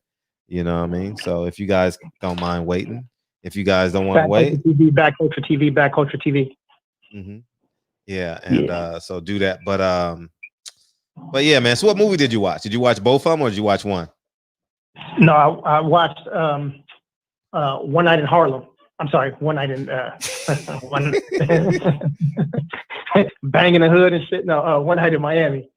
So it was interesting because I had a guest over, and the guest is into movie directing and cinematography and shit. So I was getting schooled as I was watching it. You know what I mean? And it was pretty cool to see all the things that I never looked for in film. And from you doing movies and shit before, things that you pay attention to, the lighting, the angles, the color, and like, oh, look at this set, and all of these other things. You know what I mean? So the truth is, I only saw the first half because the second half I was, I was out. But man, it was it was good, bro. It was good. The first 45 minutes. Oh, you saw the first 45 minutes. It was really good. I'm gonna tell you how good the film is. Like, tell me, did you pick up on anything? Did you see Khalid Muhammad? Say it again, Fred. I'm sorry. No, you didn't pick up on it. So, anyways, his bodyguard, brother Kareem, the one that was in front of the hotel door, brother Kareem. That I think the director wanted that to be Khalid Muhammad, but Khalid was only 16 at that time. But I think he wanted him to look like Khalid Muhammad intentionally. I think so. I think so. Interesting. Yeah.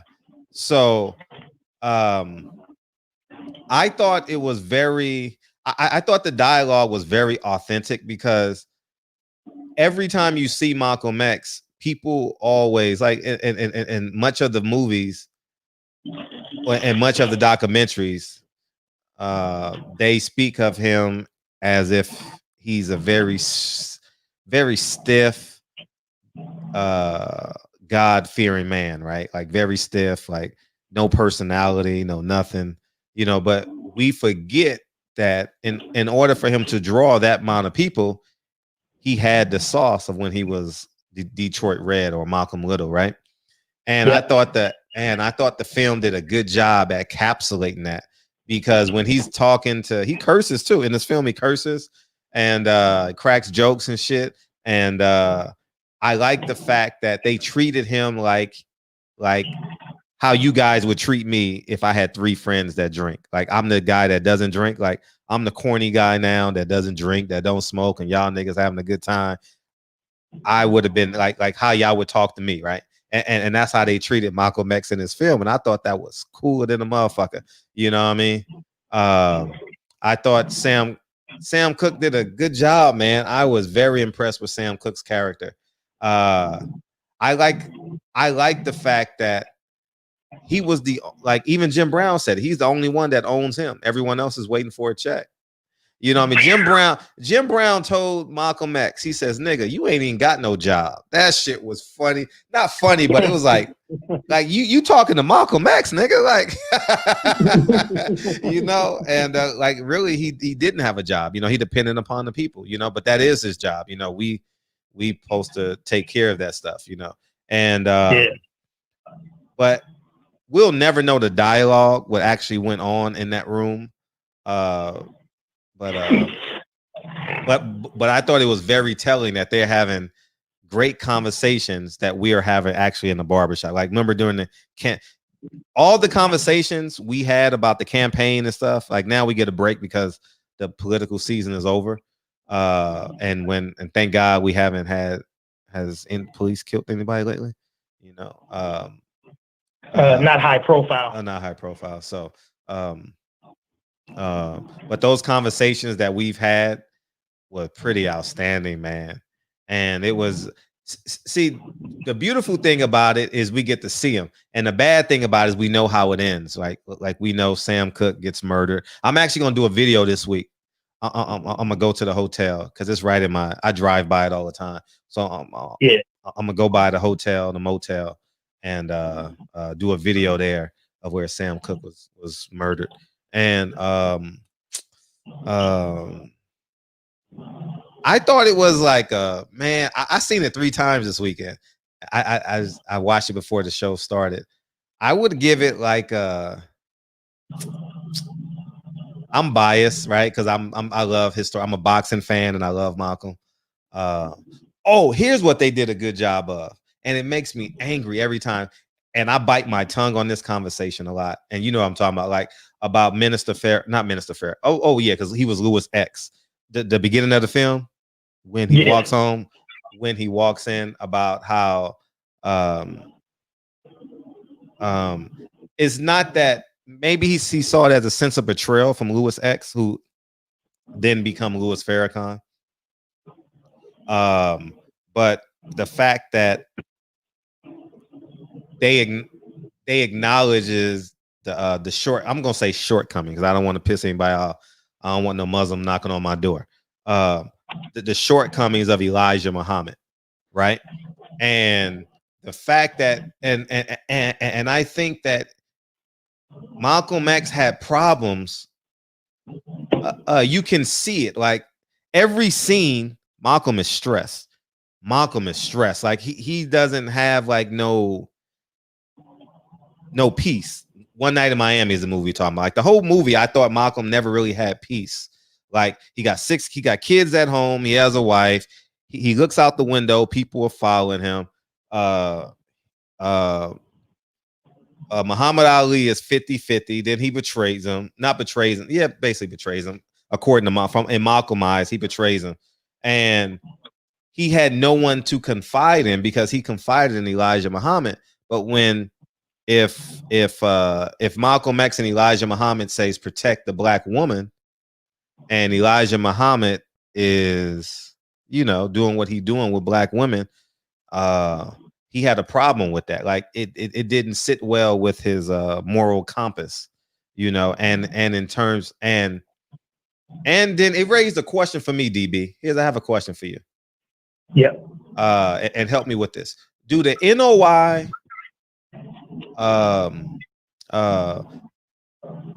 treat the human being as the God and not the God itself? because I think that's what broke. In my correct me. That's what broke Malcolm. Like the fact that he saw Elijah Muhammad as a human God, and we all are a human God. We all are at some level. We have some level of our deity, right? And messianic. Okay, messianic, sure. And he saw him as a God, but when he found out that Elijah Muhammad had all those women in Chicago, and some of them may have been younger, and you know who confirmed this for me was Muhammad Ali's wife. When I interviewed her for like 2.5 hours, you know, he saw him as a God. So do you think members of the NOI put too much on a human being? Man, oh man. Are you saying, do we give too much credit in respect to the minister? Well, like now he's the minister. So I don't think they heard the questions. I talked over you. Say it again. I'm saying, are you asking if we think that the minister is too highly revered? No, I think you're reframing my question because now that opens up to interpretation. No, I think that I'm not trying to do that, by the way. Okay, no, I know that. I'm just saying because no. Here's what I'm saying. So, do the Nation of Islam should the Nation of Islam worship Elijah Muhammad and now Louis Farrakhan as the God, and not see them as a human being, as a flawed human being, because I think Malcolm couldn't understand it. Malcolm couldn't understand. He couldn't grasp it that if I tell you Elijah Muhammad has those women in Chicago, how are you still following him? He never, in the last 2 years of his life, he never understood that. It couldn't. It was November. No, last 2.5 years, right? No, when did he die? November of 63, November 11th, 1963, when JFK got assassinated sometime in November, I believe, November 4th or November 11th, somewhere. But y'all know, y'all can Google that shit. So in his head, he's thinking, if I tell Muhammad Ali, like, why don't you come with me? Elijah Muhammad has proven himself unworthy of the title. You understand what I'm saying? So I think he struggled with that the whole time. He struggled with mortality, morality, religion, and then he ended up being a soon. Thank you, November 22nd. Thank you, 1963. So ever since that day, November 22nd, 23rd, and when he said the chickens have come home to roost, and then he realized that he got confirmation because he said he actually had dinner in that house. You understand what I'm saying? So that tells you that he actually seen it. When Malcolm says that in 1964, I've had dinner there, that means he's seen Elijah Muhammad in his natural element. So like I think he was bewildered. How can these men betray me? And I'm just saying nothing but the truth. Now, maybe it was, I would agree that, no, I wouldn't say I agree, but maybe it came from a space of like anger, maybe frustration, maybe all that interwoven, because I would say he is human, And I saw, and you know what else this film did too? I know. Oh, go ahead. I didn't leave you. No, I said go. No. Okay. You know what else? Before that, I was just going to say that the Christians did a great job of, even though we say perfection, like when people talk about Jesus, right? You talk about perfection and there's a certain level of like respect and like love and like, I don't know what's the word I'm looking for. Anyway, but there's always these things in the Bible where they say that Jesus is flawed. Jesus is a normal person. They did that, and I think that on the flip side of that, in Islam, it's not really like there's no emphasis on there being any flaw. You know what I mean? Mm-hmm. So if, for example, Jesus was supposedly had some indiscretions and was weak to Mary Magdalene or whatever the lady's name was, that kind of stuff right there. People would say, hey, the flawed man, he's human, flesh is the flesh, and then move along. But then when it's when it's Elijah, where some of this stuff happens, it's like it should be above him to have any flaws. I mean, it should be beneath him. Sorry, he should be above having any flaws. Yes. Yeah, I think that we should have conversations, and those conversations are really, really hard. Because I hold back on this conversation a lot. It's a conversation that should be had, and I think at some point, I pray, man. I was watching this film, and I just hope and pray that maybe Louis X has a conversation with Louis Farrakhan. You know what I mean? And maybe because admiration. Thank you, Ricky. Who? The word that was looking for? No, Ricky had said admiration. That was the word that I was looking for. Oh, admiration. Yeah. Because Muhammad Ali said one of the biggest regrets of his life is not going with Malcolm. And then he in turn became a Sunni Muslim, So I think these conversations are really like, and then Farrakhan rehashes it like every 2 years, like he says something that that might say something about Malcolm. I'm like, man, you just rehashing these old wounds, like saying he betrayed Elijah Muhammad. But Malcolm X believed in the morality of Elijah Muhammad, like believed in his morality, believed that he was a vessel of God, and you can't, like, for example, Louis Farrakhan has a piece of a speech where he's talking about condemning the Catholic Church, and we know what the Catholic Church has done over the years, right? Mm-hmm. And you mean with like molesting little boys and stuff all like that stuff, all the above, maybe even stealing money. That's more than allegation, but it's a fact, right? It's been proven in the courts, right? Yeah, it's been proven in the courts for sure. Okay, it's been proven in the courts, and it's been proven that Elijah Muhammad had kids because they're here, right? And so I think that at some point I would love, man. I don't know who's next. I don't know, because I hear the minister is sick, and this is definitely not his priority if the man is sick. That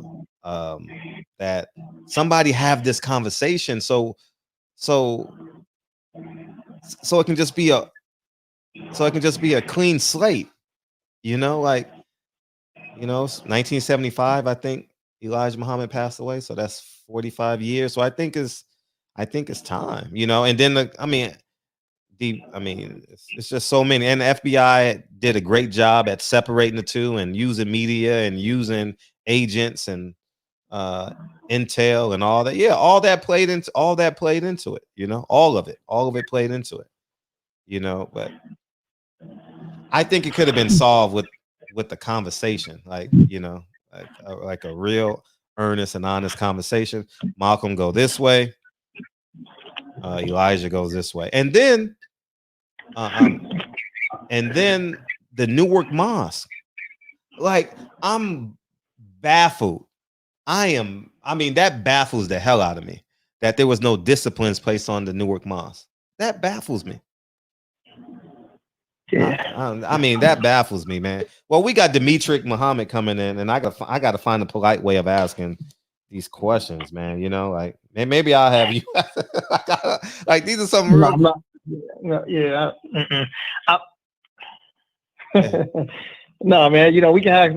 See, I think sometimes the conversations need to be 5 or 6 people first. Mm-hmm. You know what I mean? And then we go from 5 or 6 people to add. Explain. Because there'll be too many different opinions and and too many different backgrounds. Like Zachary just kind of mentioned that too, right? And there's be too many different emotions there. And I know for me, because I get, I'll get charged up about something, you know what I'm saying? And then I can't control myself, you know what I'm saying? Like, I'm a fighter by nature, so the first thing I do when I hear something I disagree with, I want to throw a roundhouse kick, you know what I'm saying? Sure. So I need to be in a room where I can hear somebody and take all of the emotion away and just use logic. Yeah. But when there's emotion, there's too much emotion, the logic goes out the window, you know what I'm saying? I'm not ready for it. Maybe everybody else is. I'm not ready for it. Not in this setting. But somebody mentioned Khalid Muhammad just now. They said, "What about Khalid Muhammad?" Yeah, I didn't know what the. I mean, I don't anticipate it being maybe the next generation, maybe the next era where there's a man that's not even attached to Elijah Muhammad. Because like Louis Farrakhan is attached to Elijah Muhammad because he actually taught him.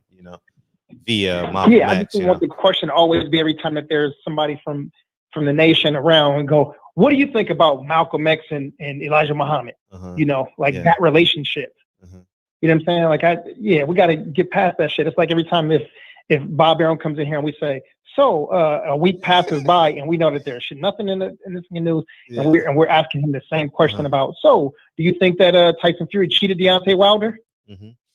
Okay. He's going to say no. We're going to get pissed off, and then it's going to be off to the next thing, right? So it's like we got to come with some secondary questions. And I know we all want to know, but I think sometimes those are just sidebar conversations that we have, and not. Okay. All right. Not here. How bad? I ain't trying to get charged up, but what were you saying about Khalid though? I think it was Anthony Lamar. He said, "What about Khalid Muhammad?" I'll probably be talking about the Louis Farrakhan and Khalid Muhammad's relationship. Gotcha. Okay. Damn, what else was I going to tell you too? Go ahead. I know you had another point, and I think you were moving past that point. I thought I really enjoyed the film, man. I'm gonna watch it again probably tomorrow. Like, I like the dialogue in it, like the conversations. I thought it was well written. It's always hard to find somebody that looks like them, to find their physical dimension. So if you're hung up on that, I would say that's probably. I thought Jim Brown was the best casted one, and then maybe I actually thought Malcolm might have been out of the four like the worst casted one. You get what I'm saying? Just based off of like the physical appearances, but I thought he did a hell of a job. The guy who played Muhammad Ali worked his ass off to get in shape, worked his ass off to be a boxer. You can totally tell, according to me. Sam Cooke, he could sing anyway because he's from Hamilton. He was a thespian. And I thought the guy who played Malcolm did a hell of a job too, Malcolm showed he was so vulnerable in this film, and he was such a big picture guy. He was like, the whole film, he just sees the finish line. You know what I mean? And I think that's important. Like, he always thought bigger than himself. He always thought bigger than himself. Jim Brown was more of the socialite activist, like he was a city guy. Jim Brown is a city guy, and he wanted that type of city life, Sam Cooke died 8 months after that. So he died in December of 1964. So but I liked how they tied in change is gonna come at the end of the film. I thought that, you ain't got there yet, but it's gonna get you emotional and shit, Muhammad Ali really, really, really, really was heartbroken. And they showed that in the film because at the end, it's a missing chair. And that missing chair supposedly supposed to have Malcolm X in it for so many different reasons, because Elijah Muhammad introduces him, and so it has like double and triple meanings, You know. Yeah. Yeah. So it's. Tank had a question. Tank, let's see what he said. He said, DB, for how does the film blend reality into fictional dialogue and conversations during the story of One Night in Miami? Kim Power says that his play and screenplay were fictional when he wrote them. Yeah. Well, the screenplay I was written, DB. No one will, like I said. I think I started this by saying no one will ever know what was said in that room. We can't. Right. They all three are deceased, and one is still living, and he's 84 years old. I think that it sounds about right. It sounds like it's in the ballpark. I don't know what seats you're going to, but it's in the ballpark. It's in the spectrum of the conversation. You know, Muhammad Ali is brash. It's definitely not going to be any women in the room because Malcolm X is there. You know, I would have thought that maybe Sam Cooke might have left. You know, I didn't know that Jim Brown was that much of a voice of reason. You know, he was very much a voice of reason in a cool, firm way. You'll like the dialogue. I think it's well written. I think the director did a hell of a job by not making the setting in one room. You know, like they go to the store, they go to the roof.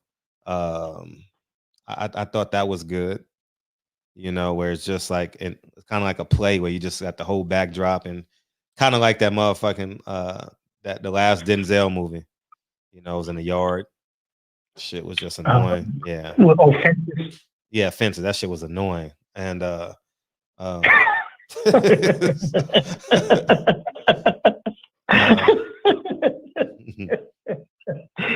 just because your ass got OCD. You can't sit still.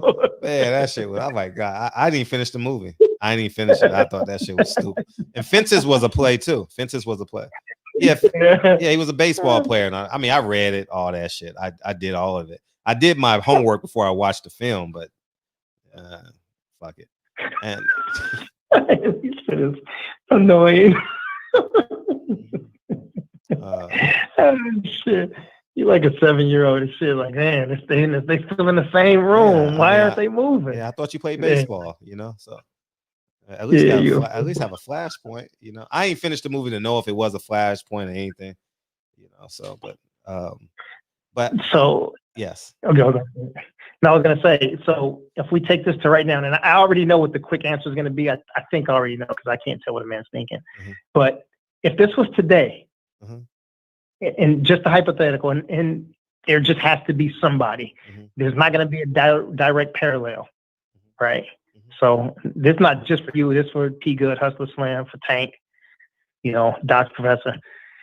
So there was a boxer, right? Mm-hmm. A football player, an activist, and an entertainer. Oh, who would they so be? If that was 2021, who would those 4 people be? Shit. I mean, obviously Wilder. Okay. And again, so when I said this, I don't think it necessarily has to be a singer. It could be a rapper, right? It doesn't have to be a football player. It could be a baseball player. It doesn't necessarily have to be a boxer. It could be an MMA guy. But so not one name. I know my brother Warren Richards put one name, 2 names in there, but I mean, who are the 4 people? Oh, thank you, Warren. LeBron James, Wilder. That's a good one. You want to say why? What's up, Boat? Boat Show. What's up, man? Leader. I don't know about the leader. Oh shit, that's tough. Especially seeing I just watched the film. Ain't no way in hell I can go like, you know, Minister Farrakhan. You know. Yeah, but he would be older though. I mean, for these guys to have this same. Okay. This kind of bonding relationship, you know what I mean? It can't be Calvin because he's not talkative. He's not so. I don't know the word for it, but so that's what I said. You mean he's not a socialite? No, he's but not an extrovert. He couldn't be Malcolm because he doesn't talk to the people. Anquan Bolden, really? Jay Dixon? I didn't know he was. I didn't know he did anything in the community. That's dope. Damn. You know anything about Anquan Bolden, Fred? Receiver? Used Wide to play receiver. Yeah, he does a lot of. He did a lot of. He actually he was man of the year one year in the NFL. I think. Who would be the leader? That's a good one. Woo wee. Yeah, mine usually are good ones just because I don't scream and curse and shit. Damn. And shit. Man, I don't know who would be the leader, but you got LeBron James, Deontay Wilder, musician. Who would be the artist? J. Cole? I had a couple of names for some of the artists that I was thinking about. J. Cole. Say it again. J. Cole.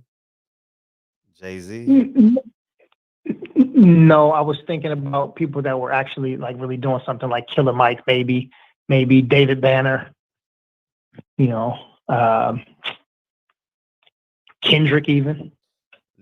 Oh, definitely Nipsey. If Nipsey was alive, I mean, I would throw Nipsey in a heartbeat.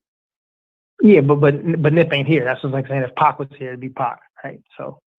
Oh, shit. Fuck. Ice Cube. Ah, that's good. So you said Deontay Wilder, LeBron, Cube. Yeah, okay. Deontay Wilder, Cube. All right. I don't know who the leader is, though, man. I don't know, man. I don't think that somebody automatically just becomes a leader. You know what I'm saying? It ain't like Raymond Washington and everybody else, the Crips is, you know what I'm saying? Everybody else is just, once everybody gets together, the leadership will take its place. I don't know, man. Who's the TD Jakes? I don't know. Man, come on.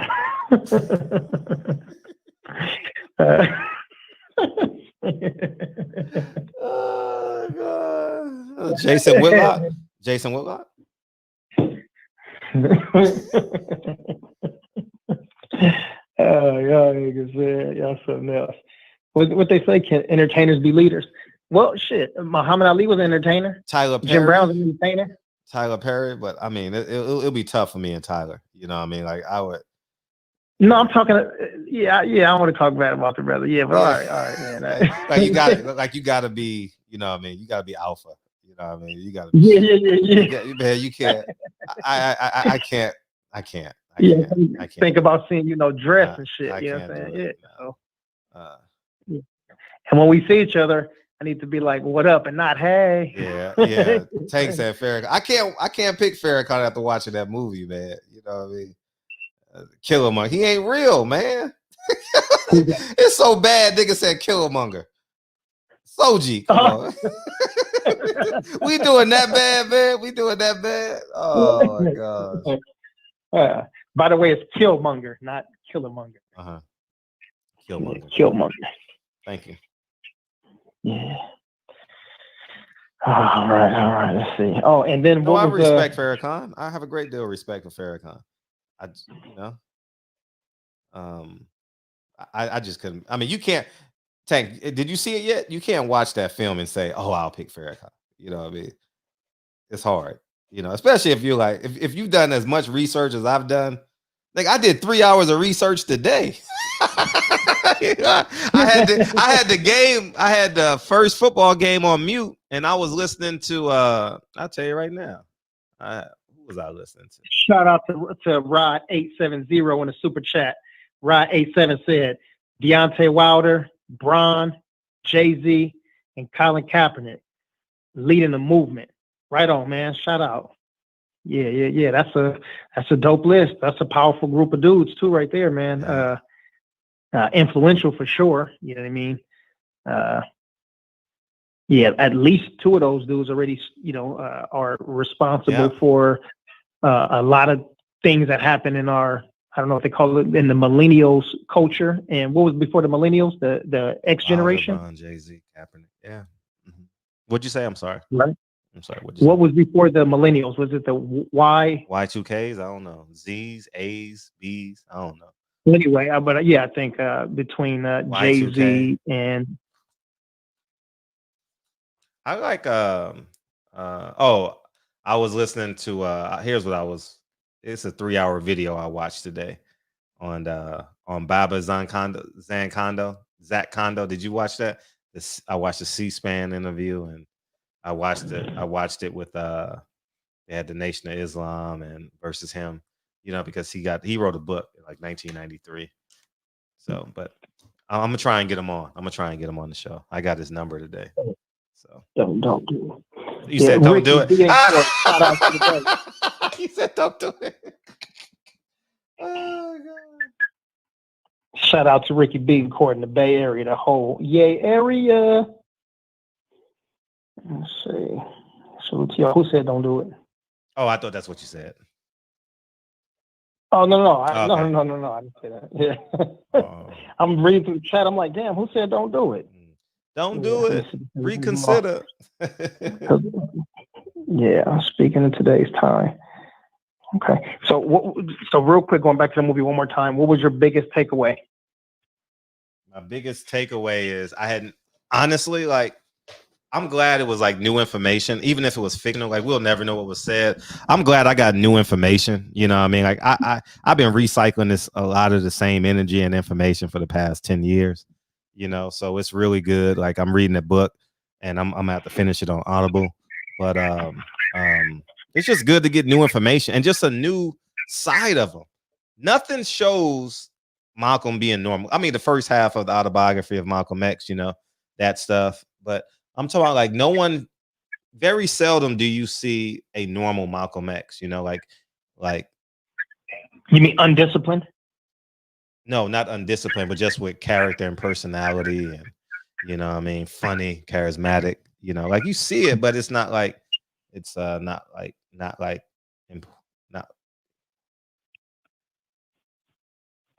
Yeah, it really was upright, man. Yeah, I'm waiting on that second season too. I'm very interested in the second season because the guy is still alive. So I want them to interview him. He's still alive, man. What's his name? Oh my gosh. He's 84 years old. Oh man, I know his name like the back of my hand, because every time I went to Brooklyn, I tried to find him. Every time I went to a fight in Brooklyn, I tried to, because he was in a halfway house in Brooklyn, and I was doing my darndest to find him. Oh damn it, my bad, man! I've been timed out like 4 people. Damn. Oh really? I just picked up my phone. Yeah, my phone. I dropped the phone and it was underneath my damn leg. I thought you broke it. No. I got several phones. Yeah, Thomas so Ricky Hayer. beat in court. My bad. I timed you up by accident. Rod just in the super chat. I done timed him up by accident. Damn. Thomas Hagen. He's still alive. So I was hoping in season 2 they'll interview him. I would pay him big money to do that interview. Big money. Yeah, big money. So I would put him on. Yeah, I want him so bad. So hopefully they get hopefully they find him in season 2, I'm pretty sure. Yeah, thanks, Real Rapper. Yeah, Real Rapper was telling me too. I didn't even know I did that. I was like, man, you out here clapping people for no reason. Shit. I need to get a police officer, because I know the police officer will help me find him. That's what I need to do. Yeah. Oh, and you know who did the movie? Regina King. South Central Los Angeles Zone. Yeah. Regina Straight King. out of South Central, Regina King. Yeah. The Queen. Yeah, it was good. It was really good. And you know one thing I love about her? Every time I see her, she's still hood. Yeah, she got that tone. Yeah, she's still Yeah. she's still the same person. You know what I'm saying? Like I've been seeing her for years, you know what I'm saying, since a youngin', and nothing's different. I think she got like, she's more graceful and shit. You know what I mean? She's yeah, she's grown. She's like a grown woman. She's mature and shit now, but yeah, she's still. You see her ride, you know what I'm saying? She drive down the street, she'll hit you up. You know what I mean? Like, yeah, I love that, man. And that just goes to show, like, you can have success and you don't got to change, you don't got to start talking high pitch and changing your tone and put, you know what I'm saying, got your pants up your ass. Like, you can still be who you are. This the hood that raised you. Right. You know, and these the people that pay you. So yeah. So real quick, I want to switch reels one more time, going back to the 135ers real quick. Man, yeah, I think I started just saying when we first talked. So who is the blame? Is it the fighters? Is it their management? You know, are their fathers? Because I know a lot of these dudes got their fathers managing their careers. You know, from the looks of it, you know, you see certain people's teams are. You see Batman on here, man. He'd do anything for his brother, right? Shit, he taking bullets all day. You know what I'm saying? He'd come back the next day and shit. He was doing it for hours upon hours when he was trying to help to get the fight made. But then is Pops too old now? You know what I'm saying? To be managing the careers of his young sons and grandsons. Just a question. Who'd you say? I'm sorry, I got a text at the same time. Who'd you say?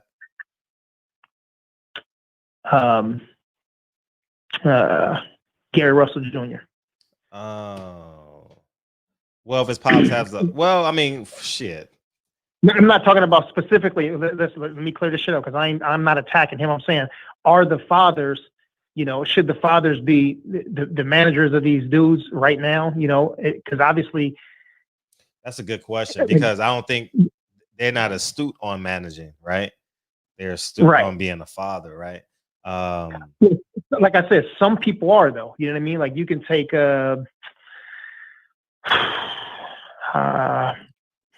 Lomachenko's dad, for example. This guy don't speak no freaking English. Oh well, actually, no. I take that back because he got Egas Cleveland. That's actually his manager now. I don't know I don't know a father-son combination right now that's like in control of themselves. You know what I mean? And it's real hard to do. I mean, Floyd did it, but I don't know no one. Actually, you know who is doing it? Dylan Price and his father. They're not getting the money. They're not as popular, but they controlling their career. They putting on their own cars, their own fights. They 12-0 with 9 knockouts or 10 knockouts. He just fought Saturday. You know what I mean? So.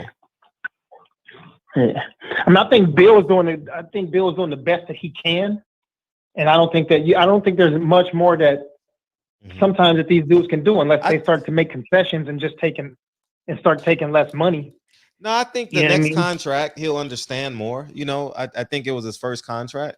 Maybe I don't know. I don't know their business, so I'm just saying he's going to learn from the situation he was in. We'll never know the pros and cons of it, you know, as it relates. But I think that hopefully, you know, he makes wiser decisions as it pertains to the weaknesses that he saw in this first deal he did. So the second deal will be more advantageous, you know? Yeah. So American Skin, we got to talk about that tomorrow then. I wanted to talk about it tonight, but American Skin is good. That shit good. Oh, Rod 870 back in the super chat. Got you. Thanks, man. Yeah, Rod. We'll talk about that tomorrow. So when you call in tomorrow, Rod, I know you just started calling, but when you call back in, mention that film so we don't forget it. You know what I mean? American Skin, Oscar worthy, great dialogue. Okay, I'm gonna say what I'm gonna say because y'all ain't seen the shit. Rod, you got to tell me what you thought of the ending. I was like, in my humble opinion, I'm like, why we gotta have so much fucking? Why we gotta be the humanitarian? Why we gotta have so much humility, dog? Like I'm about to ruin. I told you I was gonna ruin it for you, but since me and Rod are the only one that's talking about it. Oh, you watched it too? Okay, Tank saw it too. Nigga, that fucking film. Oh man, it is a dark roller. You ever been on a roller coaster in the dark? Yeah. It's like that. It's like a roller coaster in the dark. And you see like these slivers of light. You know what I mean? Oh man. That's you don't have no idea what's gonna happen in that film. None. Zero. Nothing. The nigga, here's what he did, dog, that I thought was cool. See, he has a crew. He has a camera crew from USC. And he says, I want y'all to drive. And he said, "Can y'all just drive and stay here? I'll be right back." The nigga goes in the house and gets the captain of the police department, holds him at gunpoint, and says, "Go." He says, "Whatever, don't spoil it, cuz." I told y'all niggas y'all had 2 days to watch it. I told you if you come in the show today, I'm ruining. I'm not ruining it, but I'm telling y'all the story. So, no, it's not gonna ruin it. It's not gonna ruin it. It's not gonna ruin it. Then the nigga. All right, I'll give y'all 24 more hours. I'll give you 24. Tank, we'll have this conversation tomorrow. I'll be nice. All right. But you have no idea what's gonna happen in this movie. None. Zero. Nothing. There's no way you can predict this film. No way. It's good. It's really good. I'm very impressed with Nate Parker. You know what I mean? Very impressed with him. You know. Yeah, that's next. I know. Can I help explain the narrative? Or tomorrow I'll take tomorrow, because I try. We're gonna keep on trying to get Nate in here. We'll keep on trying. We'll get him in. I know we'll get him in here. I've been to his Christmas drive for the past couple of years, so you about to watch? It's $12, man. Go watch it. It's $12 or $13. I guarantee you're gonna be on a roller coaster ride. Oh, the ending, right, Rod? It pissed me off, but you had to put reality in their faces. If it ends that way, we want it would have been a fantasy in today's world. We have to change it, man. Rod, I was angry. I was mad that the show didn't end the way I wanted it to end. I was livid, Rod. I was like, you let this nigga off. Anyways, I'm not gonna say it. All right, I'm done. All right.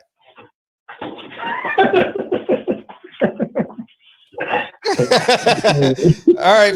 Hey, Tank, you got to call in tomorrow, dog. You got to call because your perspective is gonna be completely different than mine, and there's gonna be some things that I forgot. You know what I mean? I'm telling you guys, if you've seen Rodney King get his ass beat, and I'm saying it on purpose and piss you off, if you've seen George Floyd gets choked for 8 minutes and 46 seconds, if you saw hashtag Breonna Taylor, you better go watch this film, dog. If COVID had never happened, this film would do banana numbers. Oh my God. It would. Hopefully they do good, man. It's trust me. Every celebrity would have been on this film. Every celebrity, like, man, yeah, it's strong, man. It's creative. It's strong. The acting is good. I thought, man, it's funny how hopeless black men are in America, man. How hopeless we view ourselves. Amari Hartwick's character. I'll stop. But the uncle, the grand uncle, like, I'm confused. Like, the grand uncle was like, oh man, when he got shot. Anyways, man, y'all go watch the film. I'm gonna give y'all 24 more hours. And this shit is a phenomenal film, dog. It's so good. I wish I could play it and we watch it together. If they said, Fred, if I could buy the film for $1,000, I would buy it for $1,000 and put it in the barbershop and we watch it for a night. It's that good. No lie. Yeah, for real. It's really good, man. I would love to watch it together and we could see the chat going at the same time. Oh man. Hey, that might be the new wave, movies with chats. Yeah. Sound dope as hell. Yeah. I think we on to something. Yeah. But it would cost a pretty penny, something like that. You know, you pay like $1,500 and able to play it. Yeah, I would definitely gotta do it. And then y'all just super chat y'all motherfucking $10 and do it like that. Yeah, that'll be good. You know what? Because that's how the pay-per-view, like, for example, if I when I wanted to get the fights in the gym or when I had a TV in there, I wanted to get UFC fights. Like somebody on our team or one of the students or whatever was fighting, and I ordered, because it's a business, they charge, a certain amount. It's a big business. If you got a small business, they charge, a certain amount. If you got a medium size or a big business, so they charge you different prices. It's not like you're paying $79 or $59 how you do at your house. Yeah. So I'm pretty sure there'll probably be a way in the future to do that. You know what I'm saying? Be like, look, I got a platform. And you obviously got to change the number and be like, yeah, we only have like 150 people in here. And they charge $1,500 or $1,600, and then you're able to see. I would have loved to watch that movie in the barbershop. What? 30 minutes and then pause. Oh man. Like 30 minutes and then talk about it for 5 minutes, you know what I'm saying, for a few minutes, and then dig back in. I know it's impossible. Wait a minute. Tank, where, because I saw the screener, Tank. I didn't pay for it. Where's it playing at, Tank? On what platform? Right, what platform is it on?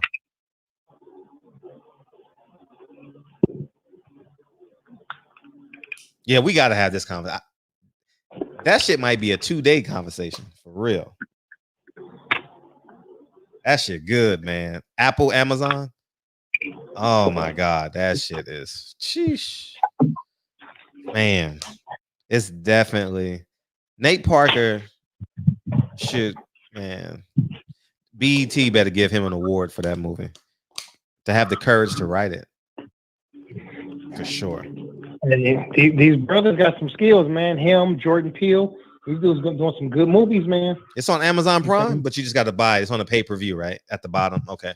Amazon Prime. Okay, I got that. All right. Maybe I'll rewatch it. Yeah, because it's short. It's only a 90-minute film.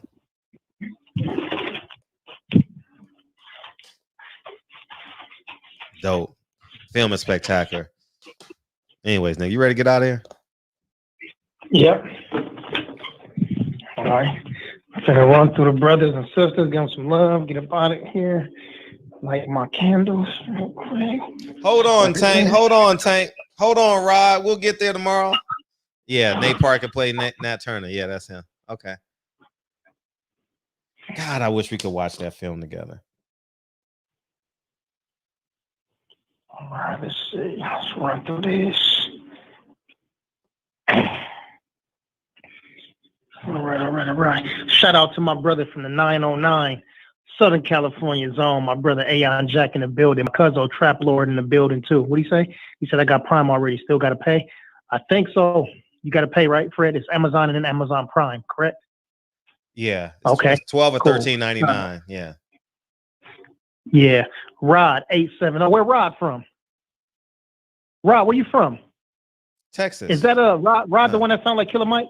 The one that called in last week for the first time. Yeah, it sound like Killer Mike. Yeah. Okay, shout out to Rod. Yeah, Dr. Professor in the building. Yeah, he said that. Yeah, that's right. Mac Wavy in the building. You know what I'm saying? South Central's own. My brother, Tank, Obadiah TV. Tank got 2 channels. So if y'all see these channels, man, y'all got to sub too. Sub to this one too right here. Tank Obadiah TV. Just like that. And shout out to the fam, man. They got some new comics and stuff in the Black Star Collectibles right there. They got Moon Girl. Moon Girl is so for all the people, Frank, this for you too, for Kennedy. Moon Girl is a character in Marvel, and she's the smartest character, I believe, I can't say in the MCU, but in the Marvel universe.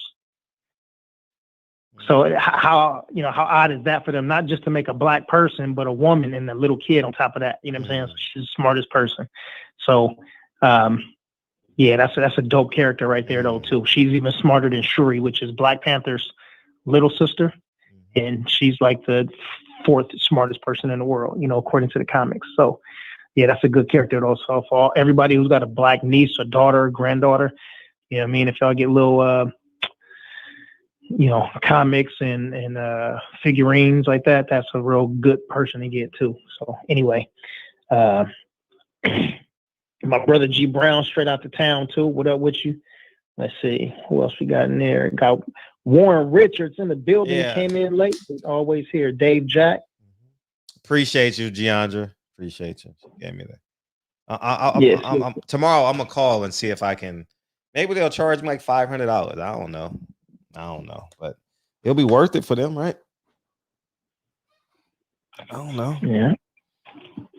Oh, I want to watch that film with y'all, man. Oh man, fuck.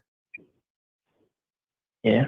California's own Gump 88 in the building. Let's see who else you got in there. Texas, Eli Zachary talks everything.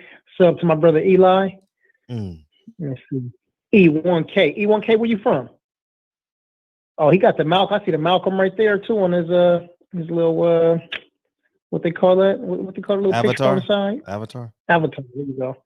Got the Malcolm by any means necessary. I got a big ass, that same thing, a big one. Somebody drew it for me for my birthday.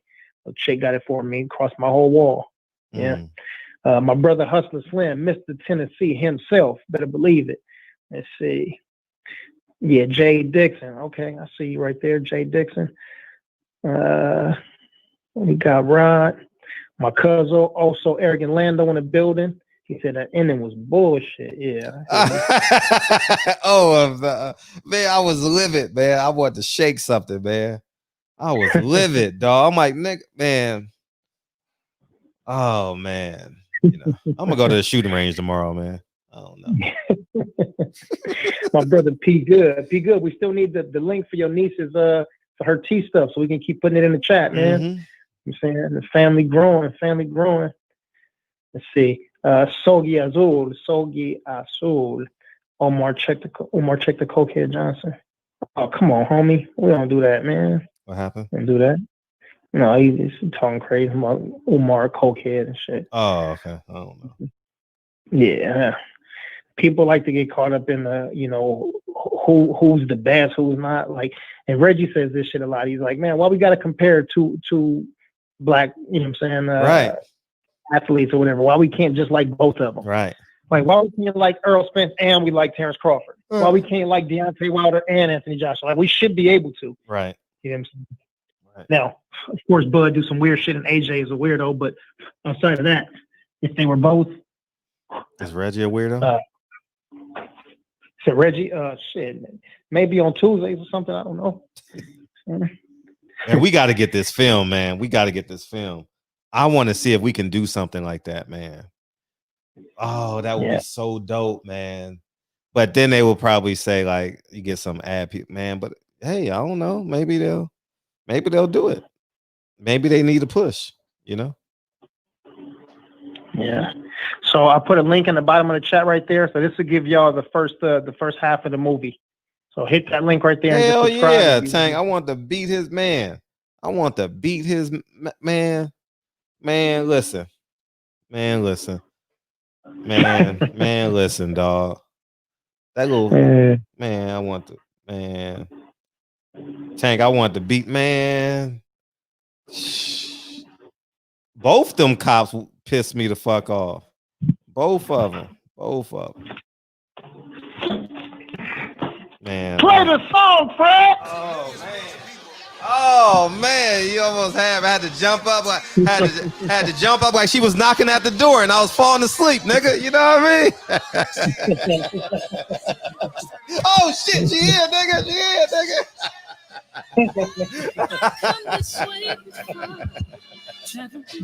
Oh man.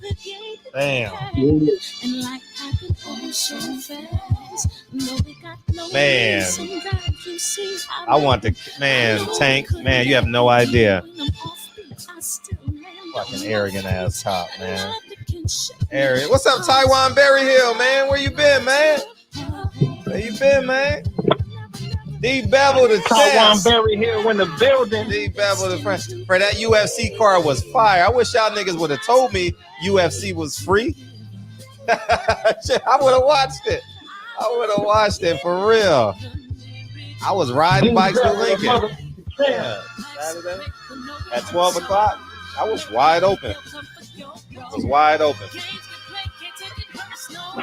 Because the devil is a lie. Yeah. Thank you, Keith Sims. Man, we covered a lot. We had 18 topics tonight. Things you gotta do. Hey.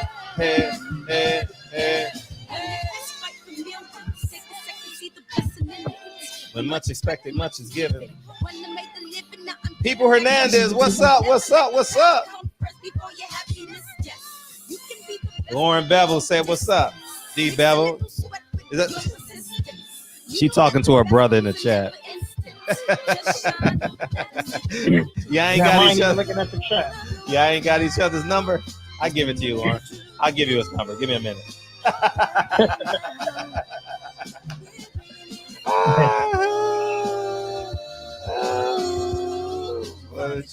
Oh, you gave some black hearts. Oh shit. Yeah, blast. Rob G. He wasn't in here tonight, huh? Was Rob G in here? No, he wasn't here. He's filming. Oh, okay. At night? Oh, that nigga do porn. Okay. Oh man. A little louder, a little louder.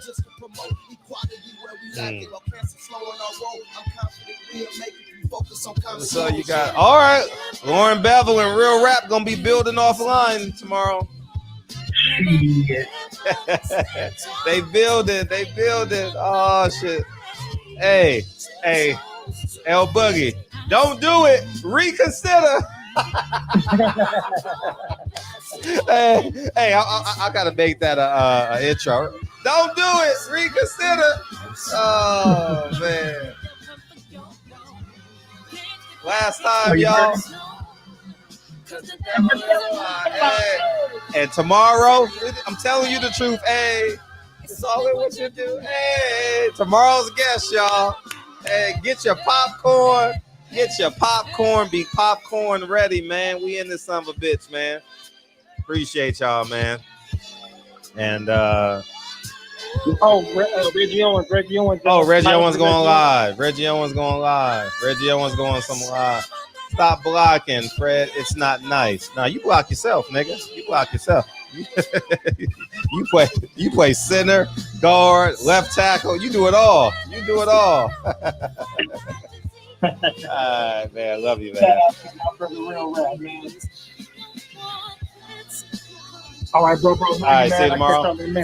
See y'all tomorrow, man. I love y'all. Got your popcorn, kettle corn, popcorn, sweet, salty, whatever you like. You know what I mean? Love y'all, man. I'll see y'all tomorrow, man.